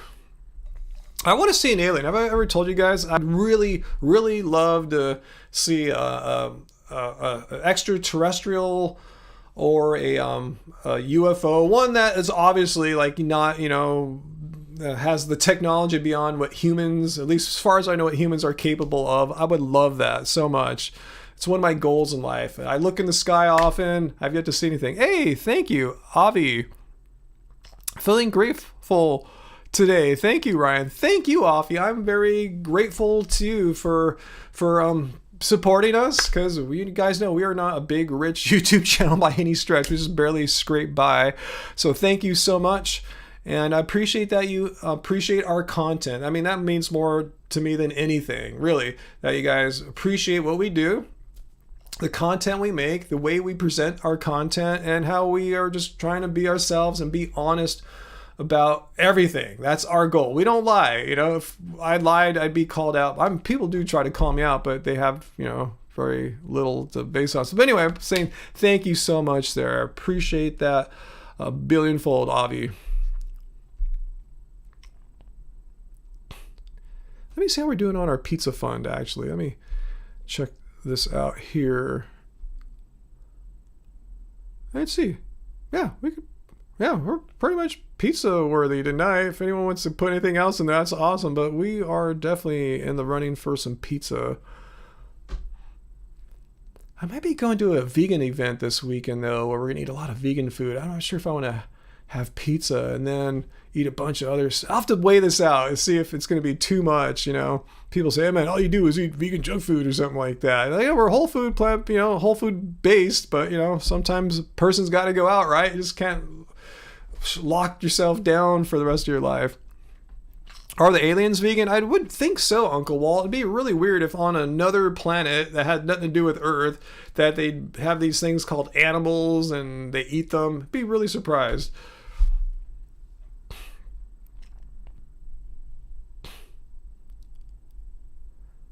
Shane, you're going to go to the race this weekend and shoot a vlog video? Awesome. Cool. What kind of race is that going to be? Is it a car race? Yeah, look from your flag there, huh? Not like, horse race or anything. That sounds like a car race. Have I heard of vegan phobic? Sounds like a person that doesn't like vegans. Why do you ask?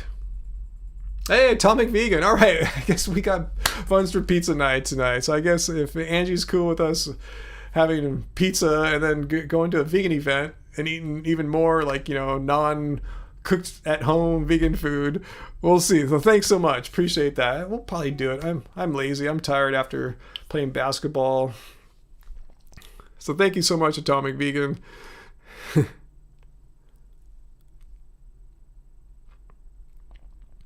So at Air 51, magnetic solar anomaly. Wow, that sounds crazy. I don't even know what that is. Well, I would like to know. I want to know. That's my favorite quote from the X-Files. I want to believe. Because I do. I really want to see an alien. I would love to. Or a spacecraft that is obviously not made of human, either from its design or its the way it moves, how it could stop on a dime then shoot off like faster than anything you've ever seen. I would love to see something like that. Sounds like a personal problem, huh, Uncle Walt? Vegan phobic is why. It sounds like, I think I've heard of it. Is that like an anti-vegan person? Hey, hey, Lisa.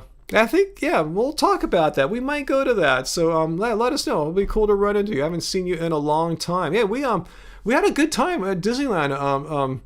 Last week we went and ate at those wine country restaurants. We ate at that downstairs one and got the bruschetta. It was so good. That was probably the most like foodie thing I ever had at Disneyland. We had a little sparkling wine that we shared between the two of us. So we ate the bruschetta. It was pretty generous too. I think it was 4 slices. It was really, really high quality. I don't know how they made something so good at Disneyland. Then we went upstairs to the magic key holder one. And we got the Impossible sliders, and it had a nice glass of California red wine. It was cool. It was really fun. I liked how both places, how we were seated. We didn't even feel like we were in Disneyland. It was like secluded away. It just felt like we had traveled to like wine country or something like that. So that was fun. We never had done that before, and I definitely want to go back and do that again. The only bummer is we timed it on an Oogie Boogie day. That's where they clear the park out and have an extra paid event for trick-or-treat and stuff like that. It was super crowded. People got there early. So fortunately, we just did our food and we kind of left because it was so crazy. But yeah, it was fun. Let's see.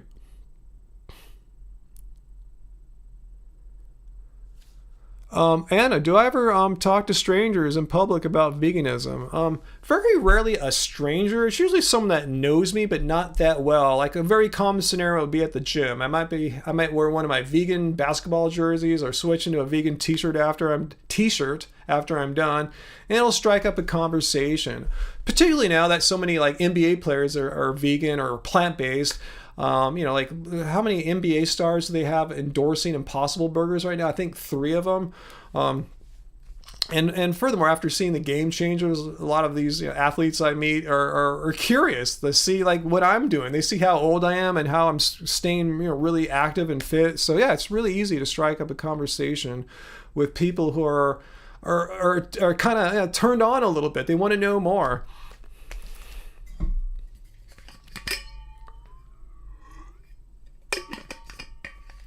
Yeah, there's so much vegan stuff now there at Disneyland. So what's that, Lisa? Oh yeah, Wine Country Tutoria is great. That's it. I haven't been to the Magic Key Terrace. New menu. Yeah, you got to check it out. Yeah, I just like the vibe up there. It's just really chill being up high and the shade, and the wine is really good there. There's a really great selection of California wines. And those Impossible sliders are nice little foodie items. Not as foodie as the bruschetta downstairs, but yeah, I like that whole little wine country area in Disney California Adventure. It's really classy. And what's really cool is not too many kids there, nothing against kids, but that whole day was just all these kids there for trick-or-treating in September. It's just crazy. So I kind of appreciate it. It was just kind of more adults and, up there, just kind of like, it wasn't as crazy. It just felt like I could relax and unwind, enjoy the wine, enjoy the bruschetta. It was cool. Definitely going to go back and do that again.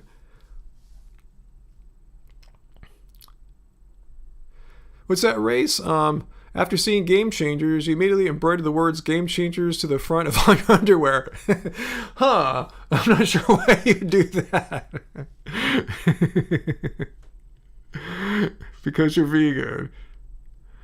How are we comparing Ted Bundy to Bruce Springsteen? What are you guys talking about? I'm missing this whole thread of a certain conversation. I guess, I'll stay out of that one.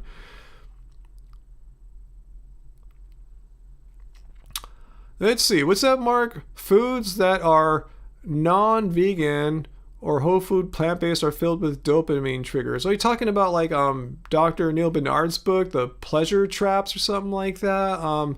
Can't speak too much about that. I just know the foods we eat aren't dopamine triggers. Eating legumes and potatoes and grains and bananas, as far as I know, aren't big dopamine triggers. But I thought like stuff like chocolate and meat and dairy, cheese. I thought cheese is one of the biggest ones there. Is that right? It's been a while since I read that book. Probably like I read it in 2014, maybe something like that.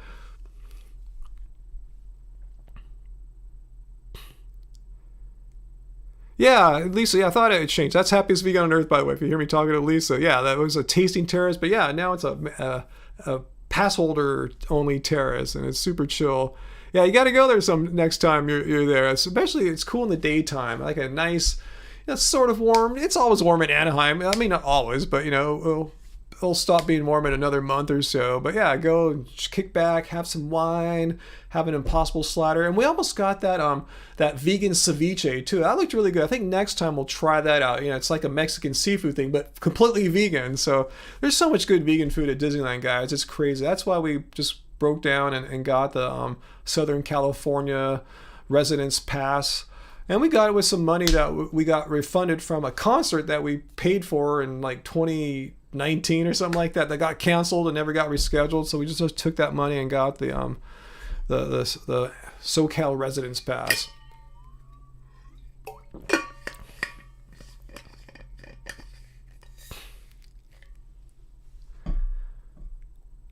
You got to go, Eric. Well, thanks for being here and participating.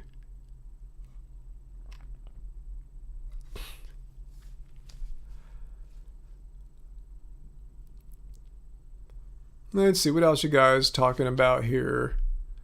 Is vegan chocolate a dopamine trigger? I don't know. It's not really a concern of mine. I don't have an addictive personality. I don't feed off dopamine or anything like that. Well, I have no idea what you're talking about there, guys. Hey, Michael Jackson. Always good to see Michael Jackson. Oh, Daniel's doing good, Graven Babies. She's just, I think, working on her website right now, trying to redo it. I mean, the current design is probably from like 2008 or something like that. No, I think it's 2010. So trying to give it its annual or decade update there. All right, a little more water. Yeah, I think it might be the real Michael Jackson channeling us from another dimension.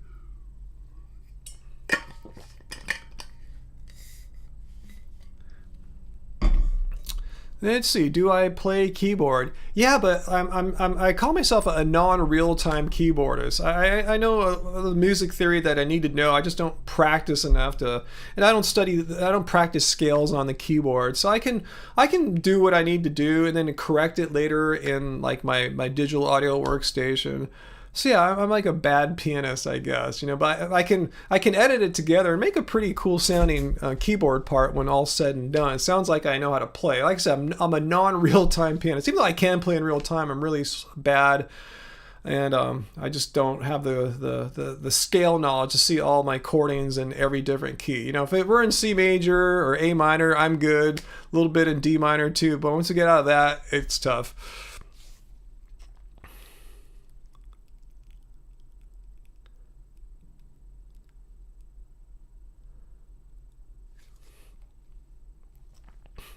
Bitter. I mean, anyone can question anything. I mean, people question things that are just patently true all the time. So if they have a position that they're completely entrenched in about climate change or being against veganism or whatever, I don't know if there's any data you can show them. The data is already out there, and all the predictions that we heard from like 10 years ago are true now. They're happening. They called, extreme weather, global weirding. I mean, let's look around. Let's look at what's been happening around the world. Fires, floods. I mean, California didn't burn down every summer in the 2000s and the early 2010s. It just started like about maybe 5 years ago. I know, I've lived here my whole life. I mean, weird stuff is happening already. So, I mean, if they're ignoring that, they're just going to ignore, nothing will convince some people. So you just have to accept that.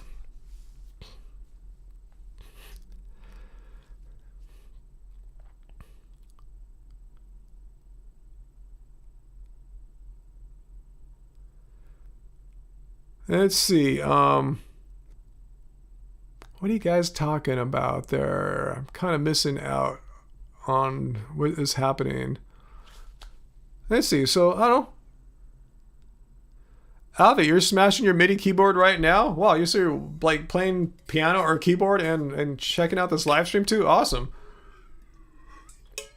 Yeah, I'm excited to get back to finish up a song that Angie and I are working on. I've just been so busy the past few days. God, probably be busy tomorrow too. Maybe Sunday we'll get a chance to really do some more work on it.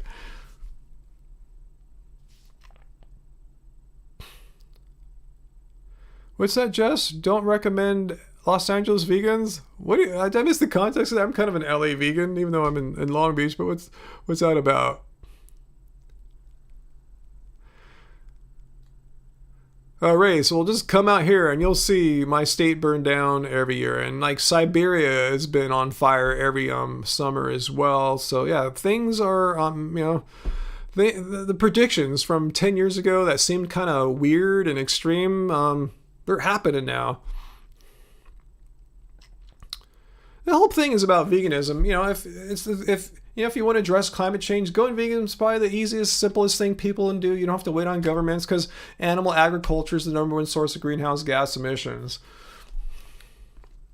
Is coal vegan? I mean, it's a fossil fuel, right? So it was created by primarily plant matter. Sure, I'm sure some animals got mixed into it, but that's pretty much, a very small percentage of the overall mass of fossils that were compacted long ago.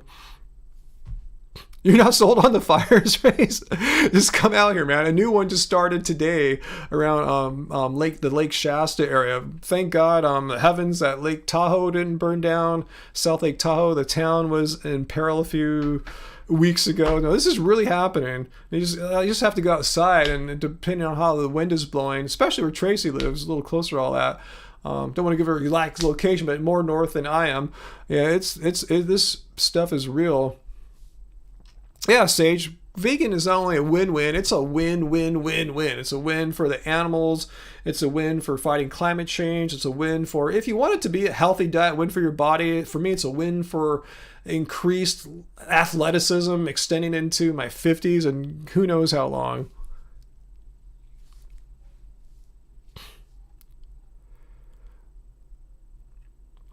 Oh, I guess I misunderstand you there, Race.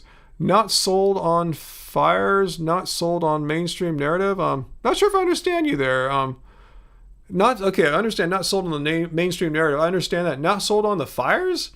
Not being part of result of climate change. Let me know. I'm not going to get into a debate about that. Those are the kinds of debates I just go nowhere quickly. Like I said earlier, if someone doesn't believe it, there's no, nothing I can say that'll do anything. You going to bed, Miss Bravo? Yeah, you guys are East Coast, huh? Yeah, get some rest. Take care. I'm glad you and Johnny were here tonight. And I now remember you're, Miss Bravo. I get it now. I am slow, as those anti-vegans love to say about me. Vegan brain fog.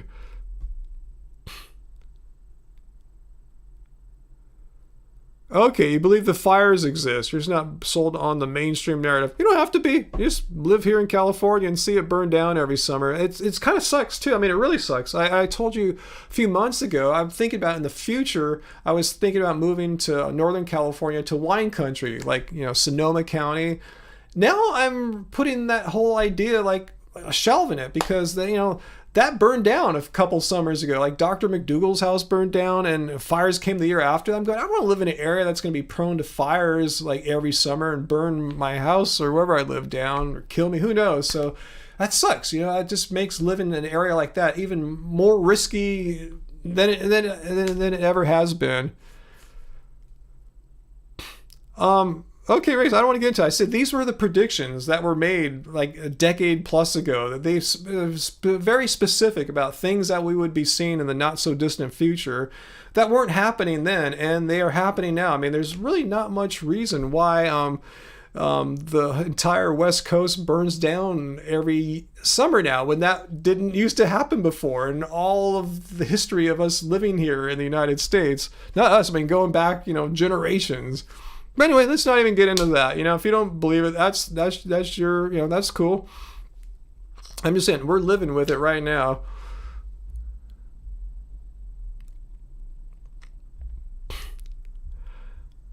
All right, what else are we talking about here? Flat Earth stuff. You went vegan. What's the next step? Take over the world? That's my plan, is to take over the world? I never thought about it. What do you guys think? Ray's Uncle Walt, is that my plan, to take over the world? Step A, go vegan. Step 2, take over the world. Let me know. Walt, Ray's, what do you think? Is that my next? I didn't even think about that. I guess I'm not ambitious enough to think big outside the box. I never thought about trying to take over the world. Let me know. What do you guys think? Should I try to take over the world? Never occurred to me. I thought I'd just run for city council last year. It never occurred to me to go past that.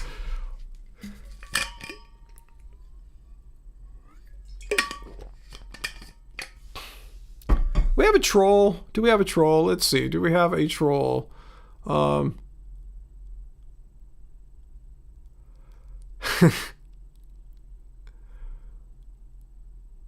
Take over the world? All right. If I could take over the world, I'll give it a shot. You guys would vote for me for controller of the world. I guess I'd have to get Race Lever into my cabinet too, because he's already some kind of like, controller of the world of sorts too.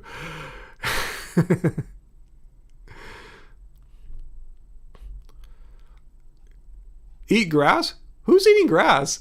I guess some people do wheat juice, grass shots or whatever, something like that. That's not my thing.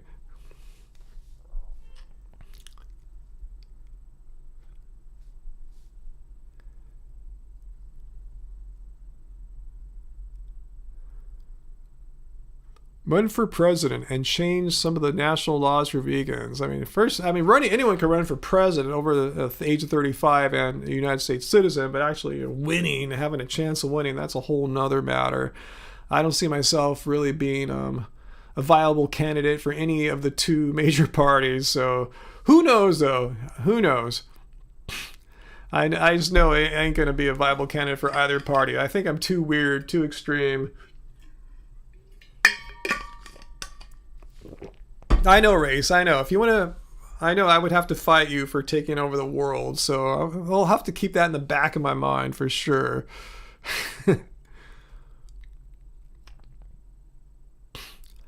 Nathan, where did this come from? Thoughts on testing? I think you're speaking like animal lab testing on violent inmates rather than animals. No, just don't test on anyone. They're sentient beings too. They're not to be exploited just because they're inmates. They have rights as well. So no, just don't do it. In fact, I tell you, I know someone. I think she works in Boston in a lab where they're working on ways and technologies, I should say. So they don't have to. There doesn't have to be animal testing anymore. Just anything that they're testing on animal, they're finding ways to do it without animal testing. That's what I 100% support.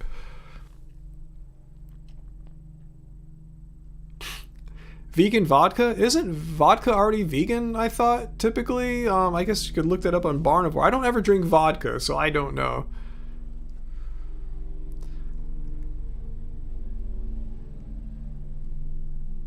Bro scientist, you're going to go smoke and recharge? Hopefully weed, not nicotine. We'll see.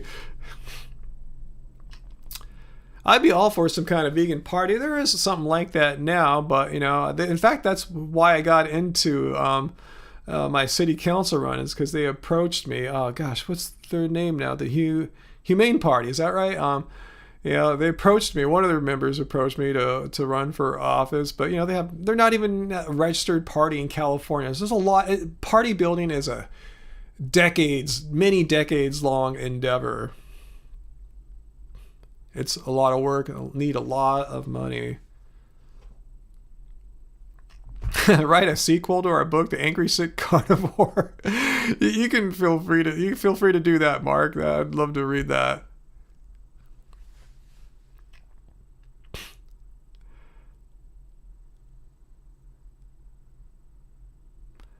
Let's see.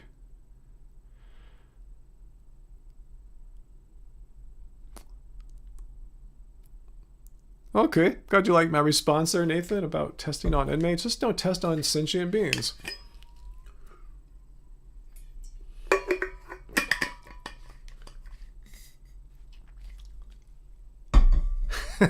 Well, thanks, Race, for allowing me to have an island to rule on. That's kind of you.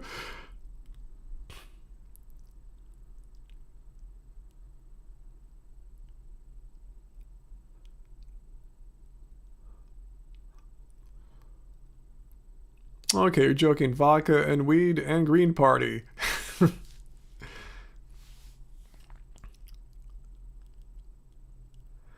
All right, so let's see. Let me take a little stretch here. I've been sitting in the same weird position for an hour and 40 minutes. My legs kind of crossed. Let me just kind of, oh yeah. It's one of my Kundalini yoga spinal. Ooh, I feel my hip. Kind of spinal. I forgot what this spinal. No, these aren't spinal twists. Spinal. God, I forgot the name of this. I just do them. I don't even care what they're called anymore. Let me do a little bit of this too. All right. Feeling a little bit better here after the basketball. My 54-year-old body, needs a little love. Let's see. What were you guys asking about there? All right, bro scientist, you're back. You didn't miss much there. I was just kind of chilling out for a second there. Leg sleeping, vegan problems. You got that, Jess. I'm sure VD's going to make a video. Look at Ryan, an hour and 40 minutes into his live stream. His legs are hurting, and also he played basketball earlier that day. So this proves that veganism is null and void because Ryan's legs were hurting deep into a live stream. Yeah, it could be from all those toxic oxalates too, Probably more likely reason is I've been sitting in this damn chair for an hour, 40 plus minutes. Yeah, vegans don't need to stretch, huh? If a vegan stretches, it just shows something is wrong with our body, and it's caused from not eating any animal products, right? That's the kind of logic. Yep, totally proves it. Totally proves it. That's how it is. That's the kind of reasoning you see from these anti-vegans. What, dude? Earth is flat, dude? Didn't hear that one. Think you're just joking there, right? You're gonna put it in salads.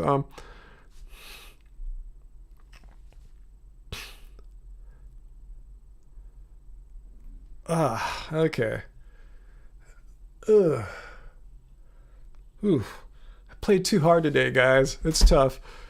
If I didn't play such hard defense, I'd probably feel a lot better, but I just always play hard defense. I don't know why, just in my bones.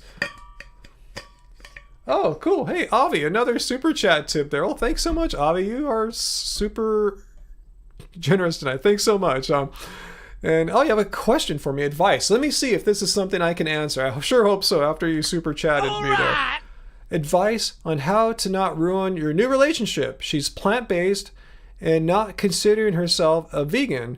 Don't want to impress her badly. Thanks again. Okay, so she's plant-based and not considering herself vegan. Well, just don't push it on her, because when Angie met me, she was, this is 1998, guys. The things are different. She was vegetarian, which is like the same level of difficulty it is to be vegan now. It's probably harder actually to be vegetarian back then. It's so easy to be vegan now. But my point is, she knew that I wasn't vegetarian, but she knew that I tried vegetarianism maybe like 6 years before we met, and it didn't work out because I was living at home, eating my mom's cooking, and my mom tried her best to go with my flow, but it didn't work out. So anyway, she knew I was, I understood it, She knew why I wanted to be vegetarian. It wasn't for health or anything like that. It was because animals don't need to die for you in order to live.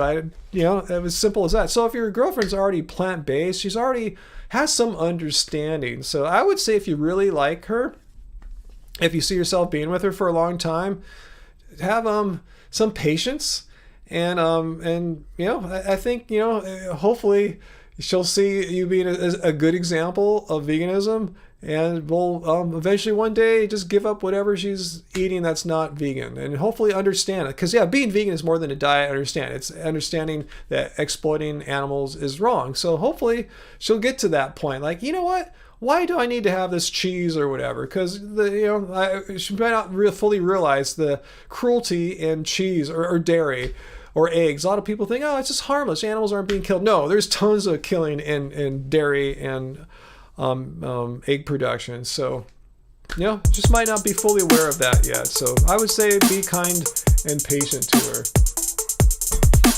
Oh, another super chat tip, Crofton.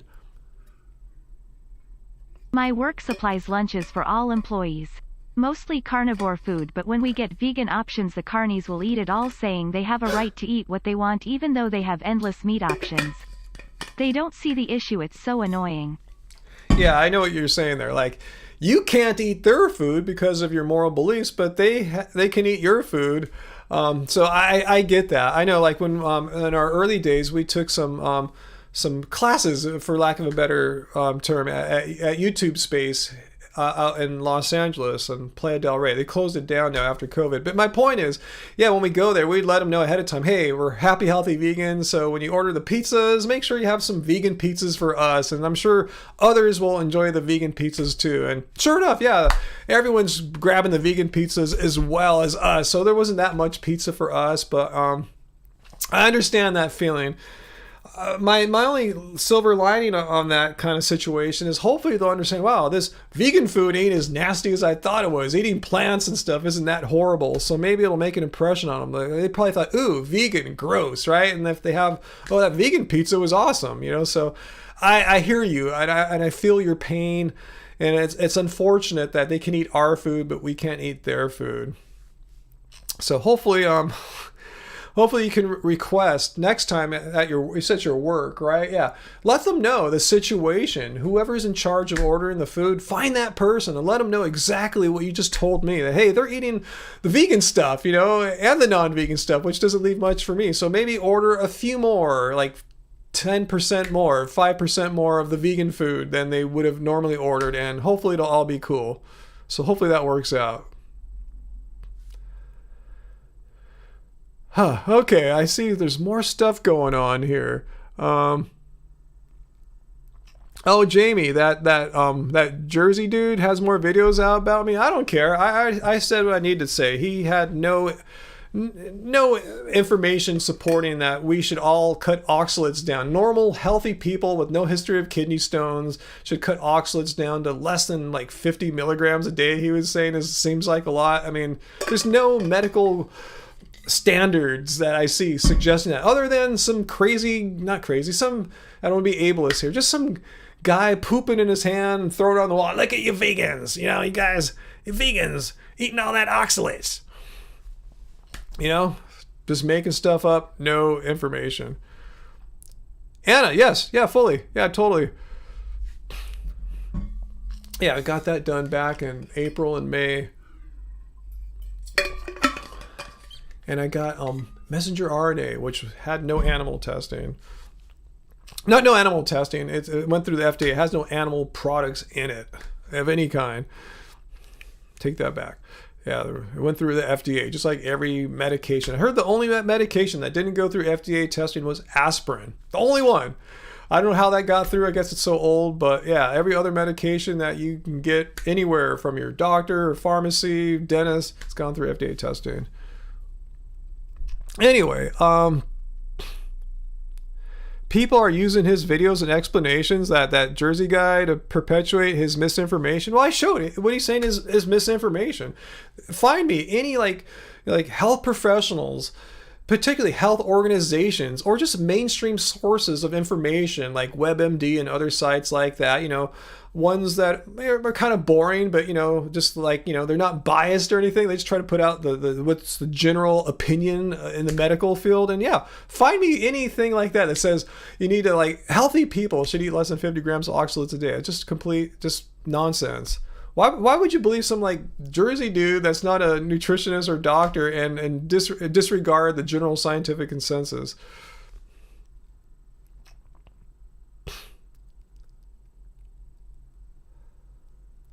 Let's see. Uncle Walt, ready for your third what? What are you eating there? Are you eating some food there? I want to know. Let's see. So Crofton, these work meals, you get your meals as individually packaged, labeled vegan or meat, and they'll take the vegan packages. Maybe they're trying to piss you vegans off. That would suck. You vegans at work. Wow. So anyway, you gotta let your work know that what's happening. Let them know exactly what's happening, and maybe just order all vegan. If that's what the non-vegans are eating.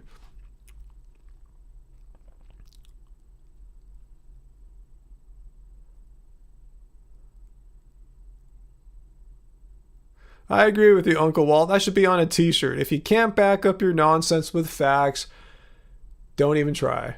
I like that.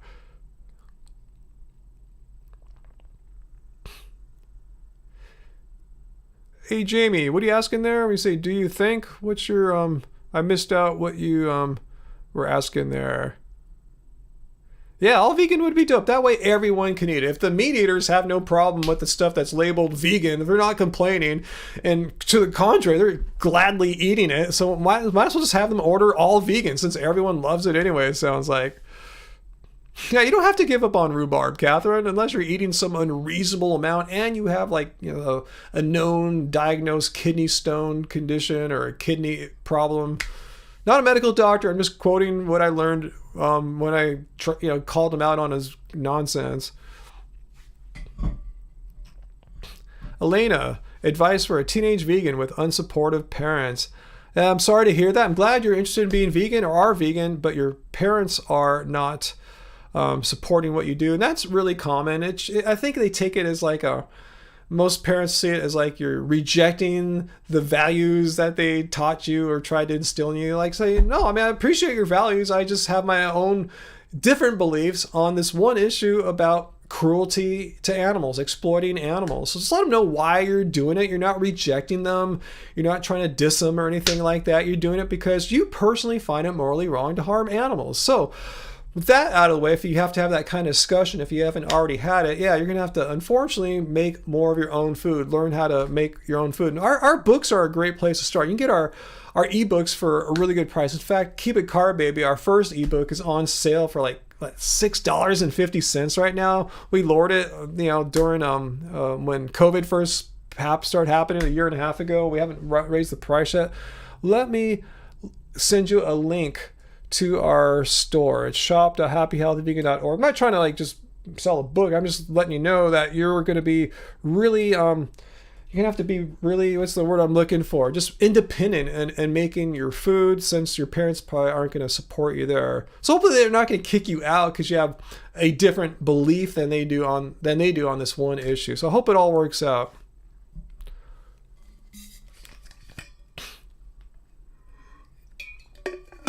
Yeah, stand your ground.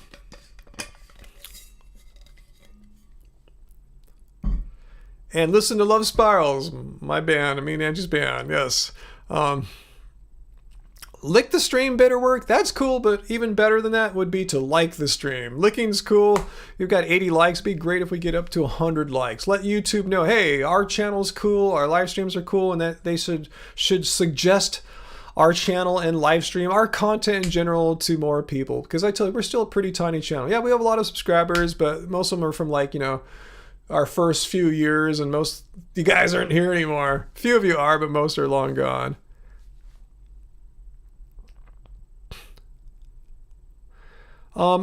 Patrick, I don't want to wade into these fire issues, whatever they call it, these hot button issues. I don't know if many vegans support abortion. Just some might be supporting choice. It's one that's different than saying, here's how I like to put it. Whatever I believe about abortion, is it right or wrong? It's completely irrelevant because I just don't believe whatever I believe. You don't know what I believe. I haven't told you what I believe. It's if I think it's morally right or wrong. But whatever, regardless of my beliefs are, I don't care because my belief that it's wrong to impose on any person what their reproductive choices must be, especially if it's based on like some kind of evangelical situation. Not to tread too dangerously into religion or anything like that, but that's typically where it's coming from. And if that's the case, I mean, how come I'm a Buddhist? I should be able to enact Buddhist laws into place. I mean, as I say, it's a slippery slope. So anyway, let's get back to the issues here. You think I said it's morally right? Wherever I said it's morally right, I said I just told you exactly my position. Whatever I believe, it's irrelevant because I don't believe my beliefs should tell someone how or what they should do with their reproductive decisions. Not my business. I have no place in that.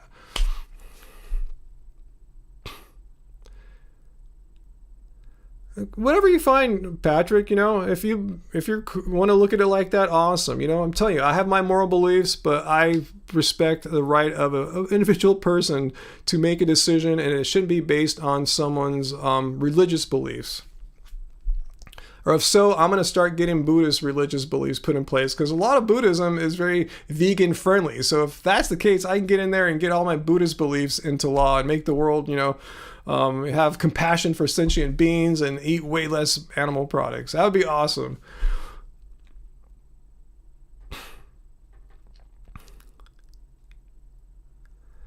Oh, Anna, good question. Remember that debate I had with Kevin Bass? About a month and a half or so ago. He totally, do I have any updates on Kevin Bass after his breakdown? In the days immediately after the debate, like the next day and for several days after, I had a complete meltdown on Twitter after the debate. He started blocking anyone who was vegan, myself included. Anyone who's following Dr. Avi or Ask Yourself, he blocked them too. Even if he never said anything to Kevin, and just blocking anyone. So no, he's blocked me. I have no idea what he's up to, and it's really unfortunate that he had a freak out when I just basically called him out on his own words. I want to emphasize what I did again. He said I was being misrepresenting him. I just showed him his own words. How can you misrepresent someone when you show them their own tweets, verbatim, his exact words? I said, let's look at your words here and make sure we understand them and analyze them. And afterwards, let's see if you still agree with what you said, like vegans or what was he saying?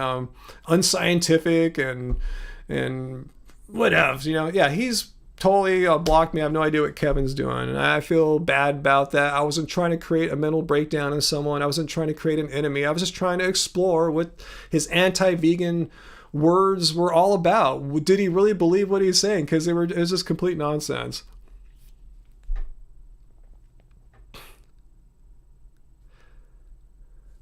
Cool, Patrick. You fully support Buddhist compassion? Because that's what I'd be doing if I could get my religious beliefs into law. I would legislate compassion for all sentient beings, because that's really the heart of Buddhism.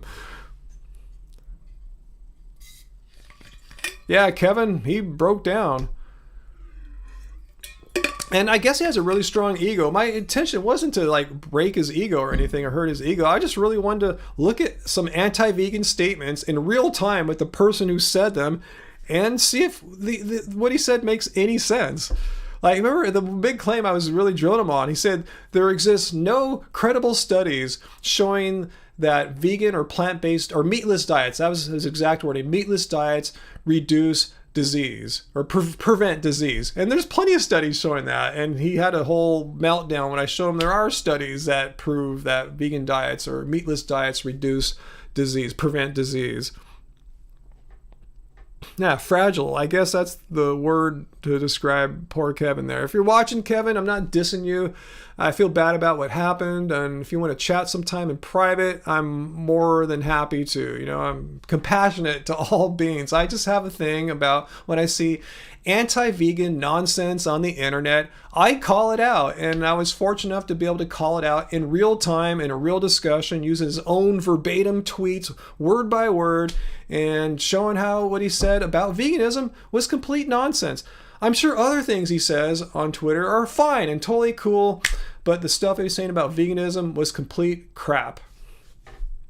And I'll stand by that crap. Yeah, Oliver, it's up on our channel. It's probably from about maybe 6 weeks ago, something like that. Just take a look. It'll probably say it on YouTube like 1 month ago or 2 months ago, something like that, but check it out. And it really gets good, I think, maybe about halfway through. But it's cool to watch the whole thing.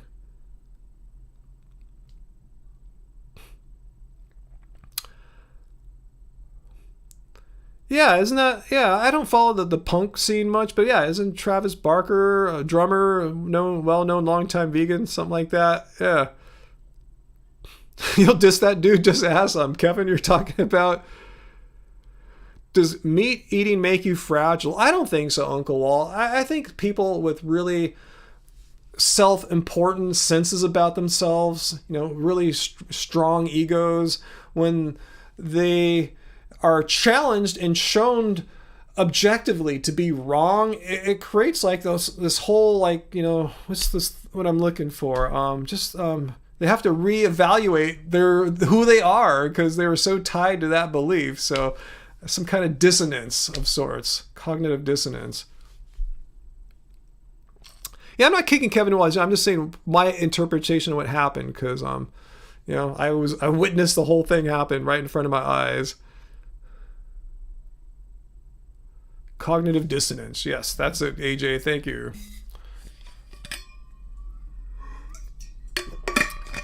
Okay, Bobby Brown. New edition.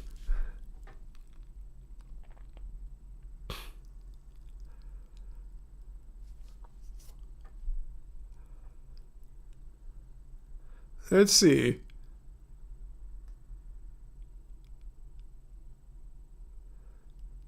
JL, maybe you just made too much food, maybe, huh? I don't know. Maybe you make large portions. Jinx, who told you this? That vegans are told to high dose on B12. Is that healthy? I mean, I don't know what you're talking about. I mean, if I take a B12 supplement, which I don't do all that often, I just take the normal amount that it says to do on the labeling. It's saying, and if you're vegan, take twice that or more or something like that. So, what are you talking about? That vegans must take high doses of B12.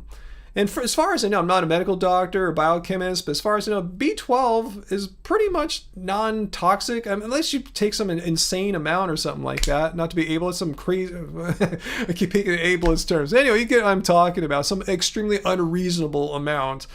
Just pee it right out. So, but I'm not sure where you're getting that vegans are told to take these unreasonably high amounts of B12. I just take a normal human amount when I have a supplement. Thanks for reminding me. It's been a few weeks since I took my B12 sublingual spray. Maybe 3 weeks. So thanks for reminding me. I forget to do it, so I'll try to remember to have one when this live stream is over.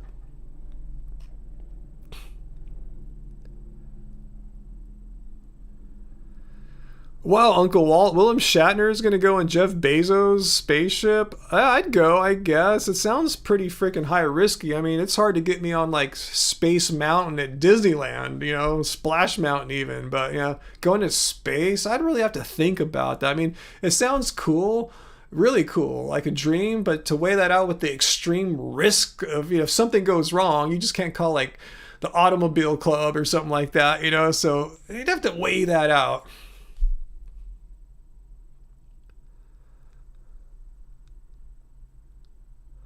Good point, AJ. Yeah, B12. If we're talking about B12 deficiency, it's not a vegan issue. About 40% of Americans, not vegans, Americans, are either deficient or dangerously low in B12 studies. If you don't believe me, I'll pull it up. This is a well-known study. Even meat proponent Chris Kresser has used this study in his books. Non-controversial. Once a week, Matt. I'll try to remember. The thing is, I get it daily when I take my Clean Machine Green Protein, the duckweed. I didn't know I had B12 when I first started a couple years back, but I just kind of been, I guess, just loose with taking my normal B12 supplement, knowing I'm getting it daily in the Clean Machine. But it's not a huge quantity. It's a good amount, but not like the recommended daily value. So I got to remember to take my sublingual spray once in a while, because my numbers dropped from like 1,000 to like 550 or something like that, which is still great. It's still a perfectly healthy level. I've never been deficient in B12 my entire life, as far as I know, especially since I've been vegan. I've been getting my blood tested all the times, never been close to being deficient. Even for the first 5 years of being vegan, I didn't take any supplements of any kind, nothing. Kind of foolish, but I was getting my blood tested, so I wasn't being foolish in that sense. I was, getting checked up about every 12 to 18 months. I love getting my blood tested. I really, really do.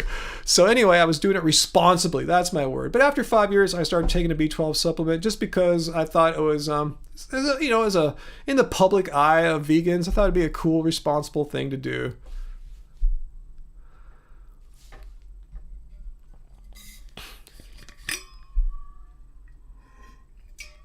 Matt, thoughts on the Liberation Pledge? Okay, I get a few confused.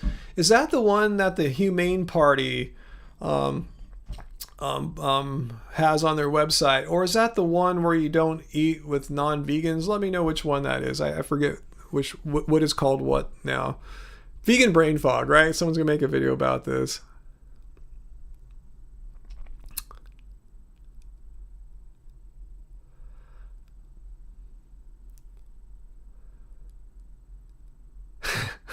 Uncle Walt, you get your weed from the neighborhood ducks? No, it's a plant. It's like grows on the top of ponds. You know that. It's eating with non-vegans. What I typically do is if I go out with a non-vegan like my mom, I'm not gonna never eat with her for the rest of my life. She eats on my terms. I bring her out to vegan restaurants, or if we go to this Indian restaurant near where she lives. It's not a fully vegan Indian restaurant, but they have a vegan menu, so we order only off the vegan menu. So that's what I do with vegans. I put them into my world, and you know what? They never complain. I've been doing this for years. I have yet to have someone say, yeah, I go to that vegan restaurant, kind of sucked. That food we ate was so crap, it wasn't tasty. I didn't feel full afterwards. In fact, it gave me brain fog. I'm nothing of the sort, so that's my way of dealing with that. Take your friends, take your mom, your parents, whatever, family, take them to places where everyone can eat vegan, and they're not going to complain. They might think it's weird at first. Once they're putting the food out, wow, this vegan food's great. I've never heard anyone say, "Ooh, this is horrible." Anyway, that's what I do.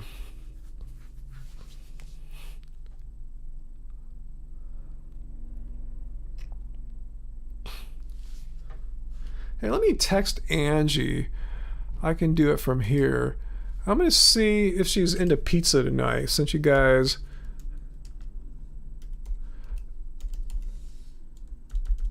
see what her thoughts are on having pizza tonight. Let me look at the pizza fund now. I'm 99.9% sure we have totally funded a pizza.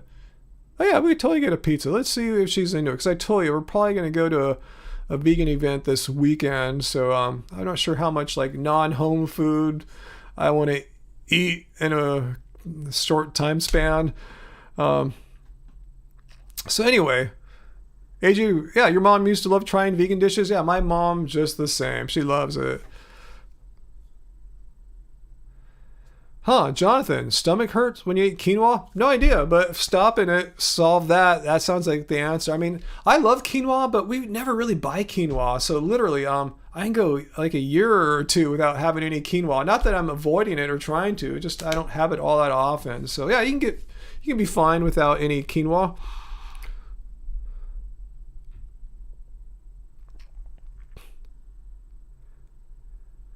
Let's see, soy or soul. What do you eat when you eat something that can help your stomach when your stomach is hard?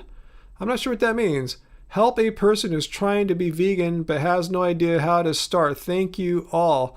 Stomach is hard. I'm not sure what you mean by the hard stomach. I mean, we just eat whole food plants. I mean, it's not that hard. I mean, if you want to get, processed stuff too, that's probably a little harder to digest. Is that what you're talking about your stomach issues? I mean, I think the safest, easiest thing to eat digestion wise is whole food plants. So where to start? Just go to our website, get one of our ebooks or get one of our print books. Here on happyhealthyvegan.org, I'll put the link in there for you. We have the Happy Healthy Vegan Cookbook, which is filled up with great whole food plant recipes. If you want to save some money or save on shipping, we have the ebook. We have the ebooks of Keep It Carb Baby for $6.50. Still got, we got to get that back to its regular price. So anyway, yeah, you just got to eat regular whole food plant. Not got it, but that's what I do, and that's what I recommend as far as having healthy plants full of nutrients, relatively easy to digest. That would be my tip to you. Let's see, did Angie text back to me? Let's see, I heard a ding.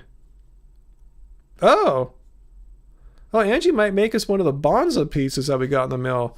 Yeah, that'd be cool. Bonza. Don't auto-correct me.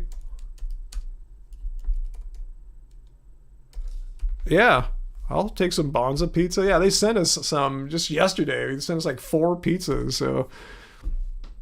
Yeah, Uncle Walt, those cookbooks are a great start. If you're kind of new to veganism, you want to get some good, healthy foods. If that's your trip. If you don't want to be a healthy vegan, no one's forcing anyone. But if you want to eat in a healthier way, that's what I recommend. Whole Food Plants and our books are a great resource for you, especially if you're new to it all. And these are simple meals too. It's not like fancy meals that you prepare to impress your friends at a party or something like that. This is stuff you eat day in and day out. This is our food diary of the past like 4 or 5 years, basically. All right, so yeah, just wait till you have some money. I tell you, if you just want to get the ebooks, they're a lot cheaper because we don't have to print them up, and there's no shipping. Shipping's kind of expensive, especially if you live outside the United States. So yeah, $6.50 you could have Keep It Carb Baby right now. But I think the Happy Healthy Vegan Cookbook, I think it's a little bit better. That's how we eat now. We've evolved and learned over our years of being vegan, and I think you just can't go wrong with the Happy Healthy Vegan Cookbook, which I think is $13 ebook, or is it $12? Something like that.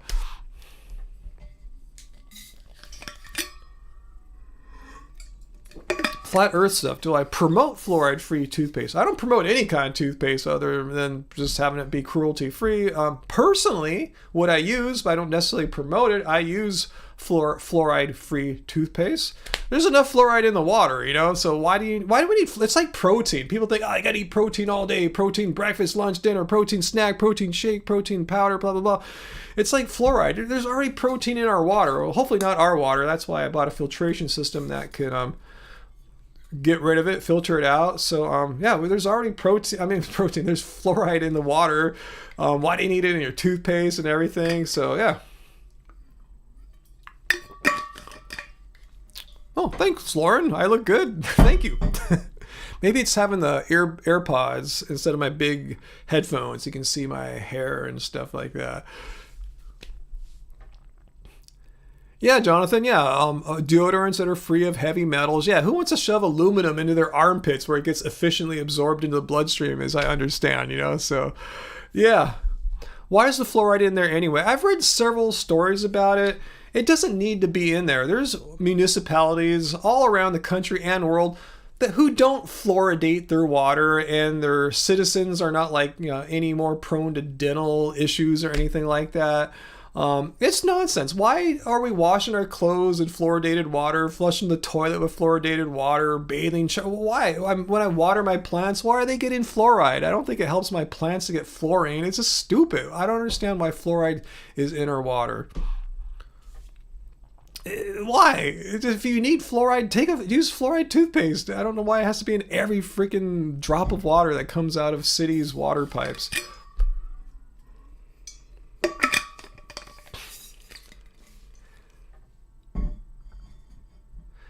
Yeah, Mark, I've heard that too, that the fluoride that they put into water, municipalities' water, is not like some kind of high-grade, medical-grade fluoride. It's some kind of byproduct, like a waste of industrial chemical production. So it's not even medical grade. I guess that would be too expensive. So my whole point is just don't even put it in there. If people can get by in other cities that don't fluoridate their water, why even put it in the first place? What's Angie up to? I think she's going to make us a Bonza pizza, I think.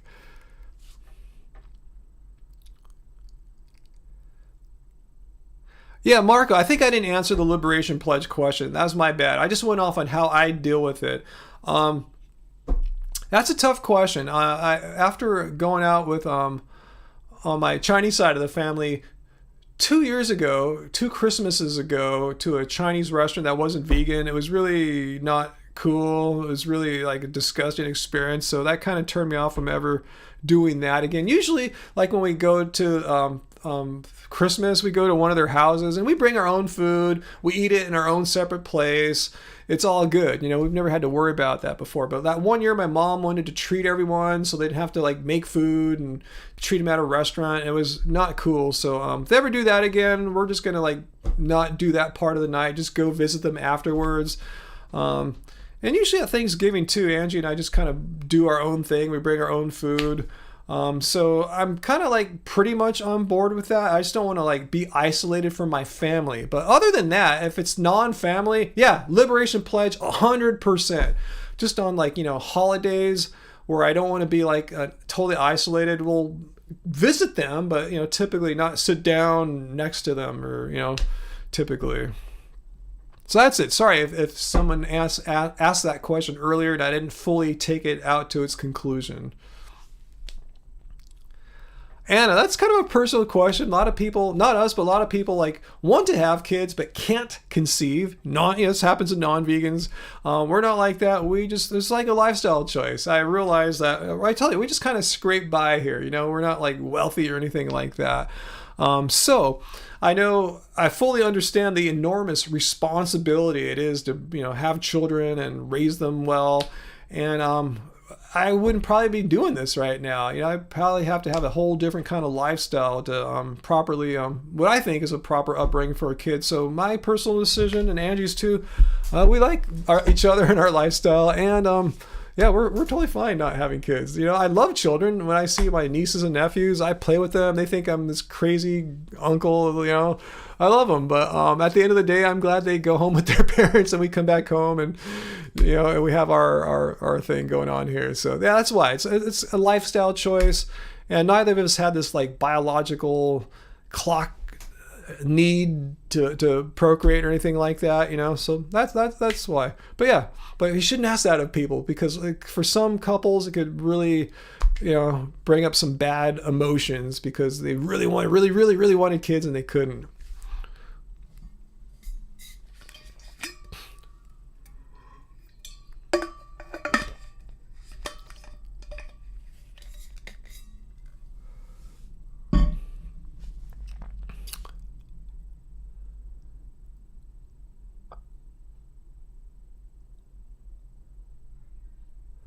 All right, so we still talking about abortion, guys? I said I don't want to do all these hot button issues. Is that what they're called? You know, I just don't want to get into that tonight. Not that I really ever want to, but I'm just not feeling it right now.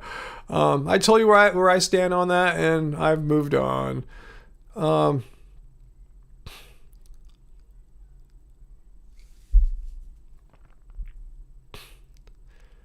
Let's see. Stomach issues. Soul. Yeah, Soul was asking about stomach issues. If you mean stomach issues, you can take ginger root and boil and add a sweetener. Huh. I don't know. Yeah, you could check it out. Sounds like you don't have too much to lose. See how that goes with you. What's my favorite fruit this month? Let me see if I had any interesting fruits this month. Hey, what's up? Sneaky. Oh, shall we show them what we're going to have? Yeah. All right, Angie's here, guys. I don't know if she's going to come on camera or not. Or... Oh, you have some makeup on. Yeah, you could present yourself. Angie's here, guys. Woohoo. Look who's here. Veggie girl. Oh, boy. Let's see. I got your book here showing people what's in it. Oh. Uh-oh. Look how naughty. Ooh. Okay, so here's the paper. Okay, we got sent some stuff from Bonza. Not sponsored. They just want us to check out some of their new pizzas. I think they probably were happy that time that I brought you the Bonza mac and cheese in here on a different Friday.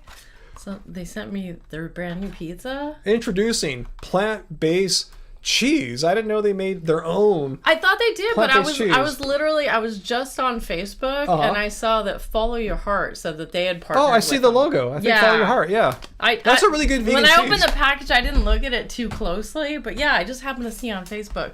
Yeah, Follow Your Heart's my favorite mozzarella cheese. Yeah, they make really good cheese. So I really don't know too much about this. I thought, I don't know if you want to read this thing. Let's see. So we're going to make us this. It's brand new. It's chickpeas. Make delicious pizza. So we're going to check this out. We've spent the past 8 months perfecting this dairy-free delight so that you can enjoy a slice with all the things you want in a pizza. A crispy, doughy crust, rich tomato sauce infused with caramelized onion and roasted garlic. Uh-oh. Garlic? Uh-oh. Didn't they have one that didn't have cheese? Yeah, they had a plain crust one. Should we eat that one, maybe? No, let's have this. Okay. With the sauce is on both of them. Okay. If you eliminate the cheese, you'll still have the onions and garlic. I was just thinking the cheese, a little higher fat, Well, I'll go crazy this weekend. I would have to do a lot of work to make the other pizza because we have 0 mushrooms at home. All we have is... Let's stick it in there. But look at this, guys. There's nothing yummy. 10 grams of protein. You get your gains from here. Yeah. Gluten-free for all these people that think vegans are eating all this gluten 24/7. So, yeah, let's have that. That sounds cool. Yeah. Anyways, I'm heating up the onion. The oven. I'm heating up the oven at 400 degrees right now. Okay, that takes about 5 minutes in our gas oven. Oh my gosh. I've been editing the tiny baby kitty video and it's making me so sad. I miss him so much. Tiny baby kitty. Just hearing his little cries. It just breaks my heart, makes me feel all nervous again. Like, where's the kid? Yeah, be prepared sometime for a future Angie's Animal Friends when it's covering a really emotional part of our lives. You guys might remember hardcore live stream viewers from maybe 3-4 months ago when we one morning woke up to a tiny baby kitty crying underneath our house. A little helpless tiny cat. I couldn't even believe he could walk around and see. And we spent like 2 weeks becoming his friend, him trusting us, and eventually finding him a home via a friend of ours, a vegan friend of ours. And I think he's living with vegans now too, right? Yeah, he's living with vegans right now. So it's a really emotional story because he really bonded. We bonded with him. He was like a baby, and he was a little baby, like a baby to us, kind of. I know. Yeah. I've been putting off doing this because I knew I'd get sad, and it's like hearing his crying voice again. I know. And all that panic of trying to figure out where he was hiding and how do I help him and. Oh my gosh. Anyways, I had like an hour's worth of footage. So that's it? I'm going through it. I thought you would have had like several hours. Maybe it was an hour and a half. It was like a mid-hour, 20 minutes. But that includes some footage I got from his new daddy. So. Yeah, his daddy shot. Like now you can see how he is now. He's not a little baby anymore. He's living his best life. He's living the best. He hit the jackpot of owners. I'm glad we hooked that up. And that's Bodie back there chilling. I know. Look at him. He's just sitting on the table. So anyways, so that's what I'm doing. And I forgot why I went over to Facebook. I think I just want to make sure my latest information went over. Oh, okay. So anyways, I'm going to go heat this up. Hopefully by now it's already heated up to 400. Yeah, we'd hear the beep. It's probably getting pretty close. You think we could hear it way back here? Yeah, I think so. My pajamas. That's how we roll here. We don't like dress up and wear clothes. Gray sleeping shorts. We don't wear clothes. We just sit around our house and Okay, let's see. Oh no, you don't need a second cat in here. Come on now. No, one is too much. All right, get out of here. Get out of here. Not Angie, but Bodie. Here he comes. All right, there he goes. All right. Cats. Tiny baby kitty, that was an emotional time in our lives. Weird stuff just keeps happening to us, it's like, So anyway, it was another weird thing that happened to us this year, tiny baby kitty. It was cool. It was a lot of work, a lot of time. We spent so much time going outside and trying to like play with him and make him trust us and feeding him and making sure he's okay. Other adult cats in the neighborhood were trying to like fight him, and possums I think were trying to attack him. It was so emotional. It was Anyway, he's all good now. He lives in a house, doesn't go outside, and he's got an older brother cat that looks just like him but older, and they're buddies. Anyway, watch that when Angie finally gets it out. Maybe she'll have it out next week. We don't know. We're still fashionable in our pajama bottoms and stuff. They're popular since quarantine. It's been my standard clothes ever since I've been working at home, basically, which has been a long time now.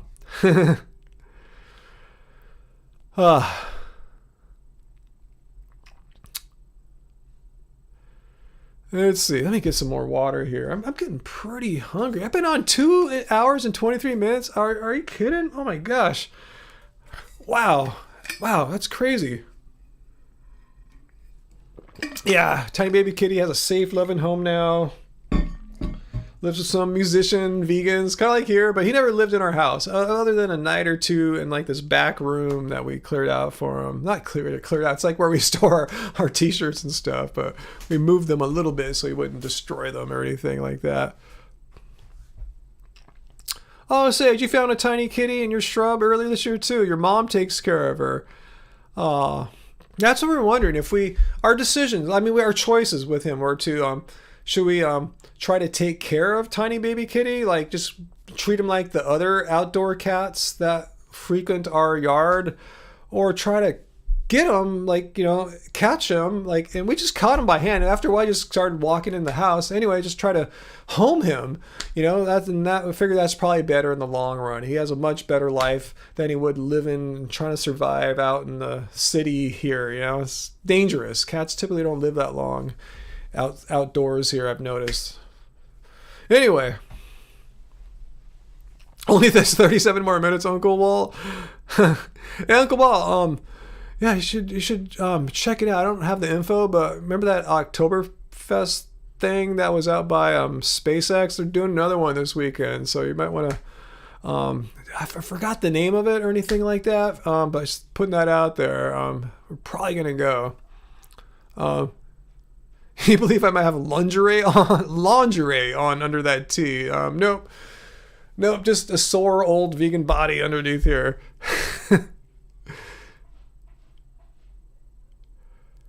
I don't know, Soul. I think I've done 3 hours a few times, but that's it for me. I played basketball for like I should look at my workout here. I forgot. It was like 80 minutes or something like that. 70, 80 minutes, 90. I forgot. It was a long time. It was plenty long for me. So I don't need to like push myself more, or else I'm going to be really wiped out tomorrow. Gotta manage my energy.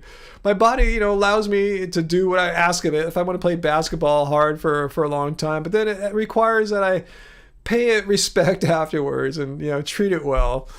Because, I'm 54. The bottom of my shirt, that's it. There's nothing else here. That's it. That's bananas. That's it. It's a complete statement here, all in itself. That's bananas.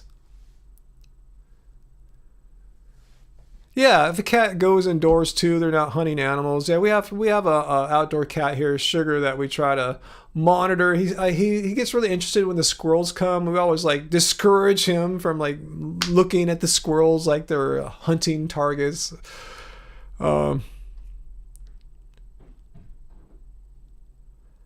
Where is that guy dating Kourtney Kardashian? He was here in our live stream chat. Really? Or are we talking about that drummer guy? I don't think he was here either, was he? Oh,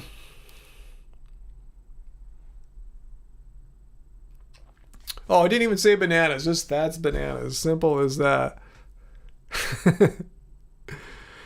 Anna, yeah, I've learned, I don't like to discuss our cat situation because you kind of get beat up either way, and I don't want to make it seem like I'm recommending any kind of particular diet for your pets. I barely understand human nutrition and what's healthy for humans. And so I know way far less, infinitely less about pet nutrition. So I would say consult experts on that one. What's like, I think it's different animals, like different species are more apt to, or capable of being vegan, even within the same, animal type, species. There's variation amongst individuals too. So I don't want to give any advice that will potentially kill your pet or make your pet sick or anything like that. So this is one thing we just don't like to talk about, just because there's so many issues there. And particularly the biggest one, most important one for me is I don't want to be responsible for making any of your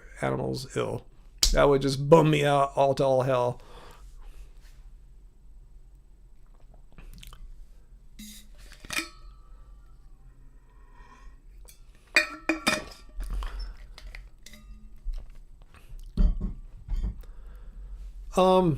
What's this about teeth? Like, who cares if my teeth are sharp or flat? I'm gonna be vegan either way. That has no bearing on anything, So, is that the teeth argument?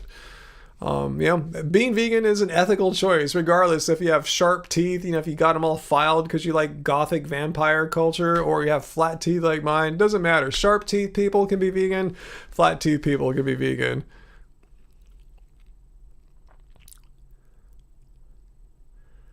Let's see.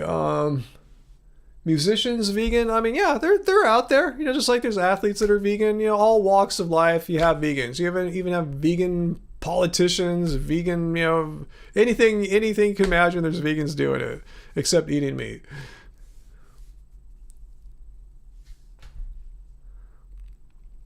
Yeah, Marco, yeah, everyone, I just recommend do your research and talk to experts. Just don't do your research on the internet. I mean, use that as a starting point for sure.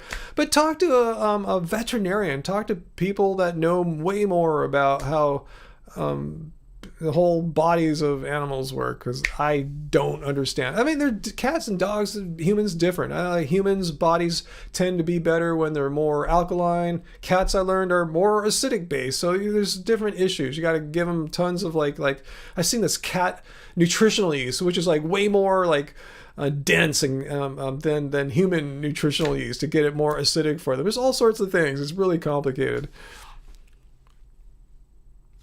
Let's see, Anne, I see a fitness question here. How do you do cycling, basketball, running? Have I ever done swimming? Okay, I do. I don't really cycle all that much anymore, unless you count my indoor bike now that I use pretty much every day when I'm not going to the gym. I don't run much anymore, unless you count running on the basketball court. Swimming, I'm really bad at. It's really technique oriented, and I never had a proper swimming coach or instructor give me good form advice. So yeah, I like swimming obviously because I surf, but my form is bad and I have really inefficient strokes. So it's a good sport though. It's like, pretty much as low impact as sports go. Gives you a great workout. You can, swimming's an awesome sport. It's really grueling. Great workout. That's what I mean by grueling.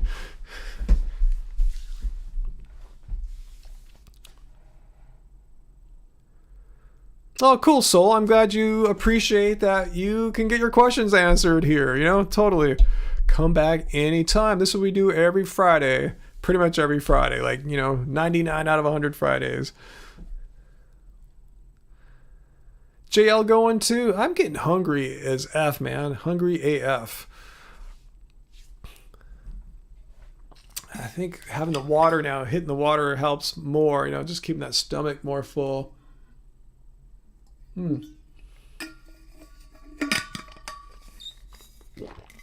Oh yeah, Dennis Kucinich, yeah, former I forgot if he's a congressman or senator, former United States politician, vegan, and you saw him at Loving Hut, which is a certain kind of vegan restaurant. Yeah, cool, awesome. What is AF, huh? You don't know what AF is, Reese Lever? Vegan as F, vegan AF.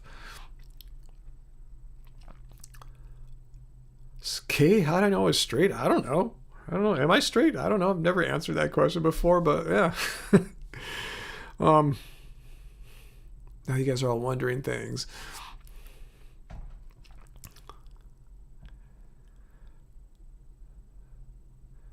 Let's see. Mark, you had a friend that couldn't swim. He'd dive in the pool and sink. Couldn't float on his back or tread water either. I can tread water pretty easily.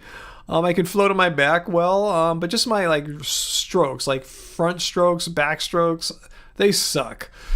Yeah, hungry as faux turkey. You got that. That's what the AF stands for. Yeah, Cory Booker is vegan. I thought there's a couple others. Wasn't Tulsi Gabbard, is that her name, who was running for president? I thought she was vegan. I mean, they're out there, not in the percentages that represent, America. We're about 3% vegan here, but I don't think 3% of our elected officials are vegan, but it probably has to do with age too. Who knows? I'm saying vegans tend to skew younger than the average age of the average elected representative. Yeah, Clifton Roberts. Yeah, he was the presidential candidate for the Humane Party, the party that recruited me originally when I was running for city council. Yeah, you got to be vegan to be in the Humane Party. That's just like you gotta. There's no discussion there.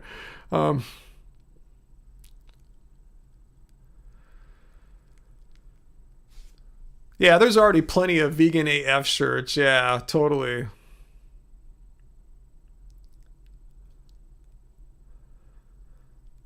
All right, guys, I think I'm going to have to start wrapping this up. I'm hungry, and when Angie's got that pizza out of the oven, I'm just going to gobble that thing up, man. I'm starving. I think my watch or my fitness app, let me see how many calories I burned today at the gym. It was quite a few. I didn't hit 1,000. I usually have to be there over a couple hours. Okay, so today I'm counting the walking I've done in addition to being at the gym. I have expended through movement, through my own movement, looks like 1,000 calories. Let me click it again. Yeah, 1,084 calories through movement. Wow, cool, nice. So I gotta make sure I eat plenty, or else I'm gonna be feeling it tomorrow. You can smell the pizza. I can smell it too, Uncle Wall. I'm going crazy. Yeah, after burning 1,000 calories through all my movement today, that's pretty cool. Yeah, I got to make sure I don't start dropping weight if I, doing these more regular trips to the gym where I burn, sometimes 1,000, 1,100 calories if I stay long enough playing basketball. It's hard to pull me off the court. I'll just have to. Sometimes a sheer exhaustion kicks in after a couple hours, and I know I overdid it, and there'll be a price to pay. Get a six-pack? No, I'm just going to eat pizza. Cool. Thanks, everyone, for joining us. I'm going to wrap it up. I'm starting to speak in gibberish now. VD will have a field day if she finds this last 10 minutes or so. I don't think I'm even being all that coherent or anything right now. But yeah, thanks, Race and Tracy, who was on earlier, and Uncle Walt. Thanks for moderating and keeping the knuckleheads at bay. And it's good seeing all the regulars, too. I tell you, I really enjoy my Friday nights. I look forward to Fridays. Usually, I usually go to the gym to play basketball Friday or Saturday, and sometimes it's on Fridays, live stream day. So for me, that's just like a fun party day. Get to do two of my favorite things: play basketball and live stream. I really enjoy live streaming. So you'll probably maybe see me do twice a week, hopefully, from here on out. You can count on these Fridays, 6 p.m. Pacific Standard Time. So use your smartphones, whatever, to figure out what that means. But yeah, 6 p.m. Pacific Standard Time. And hopefully I'll try to do a midweek one, like Sundays or Tuesdays or something like that. And Angie brought me something. Cooking. It's still cooking? I'm going to go, though. I'm saying goodbye. I heard you say goodbye. I'm saying goodbye. You'll be able to see the pizza on the Instagram. Karma Nuts, thanks. I know.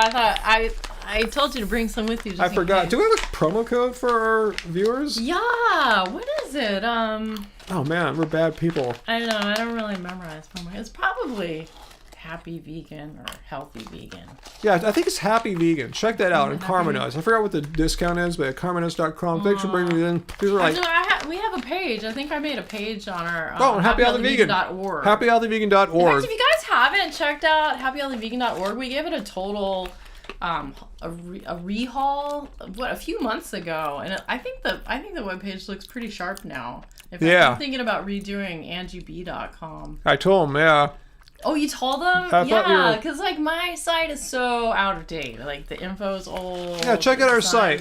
In the navigation, I think we have something called deals or promos or something like that. That's where the Karma Nuts code is. So check that out.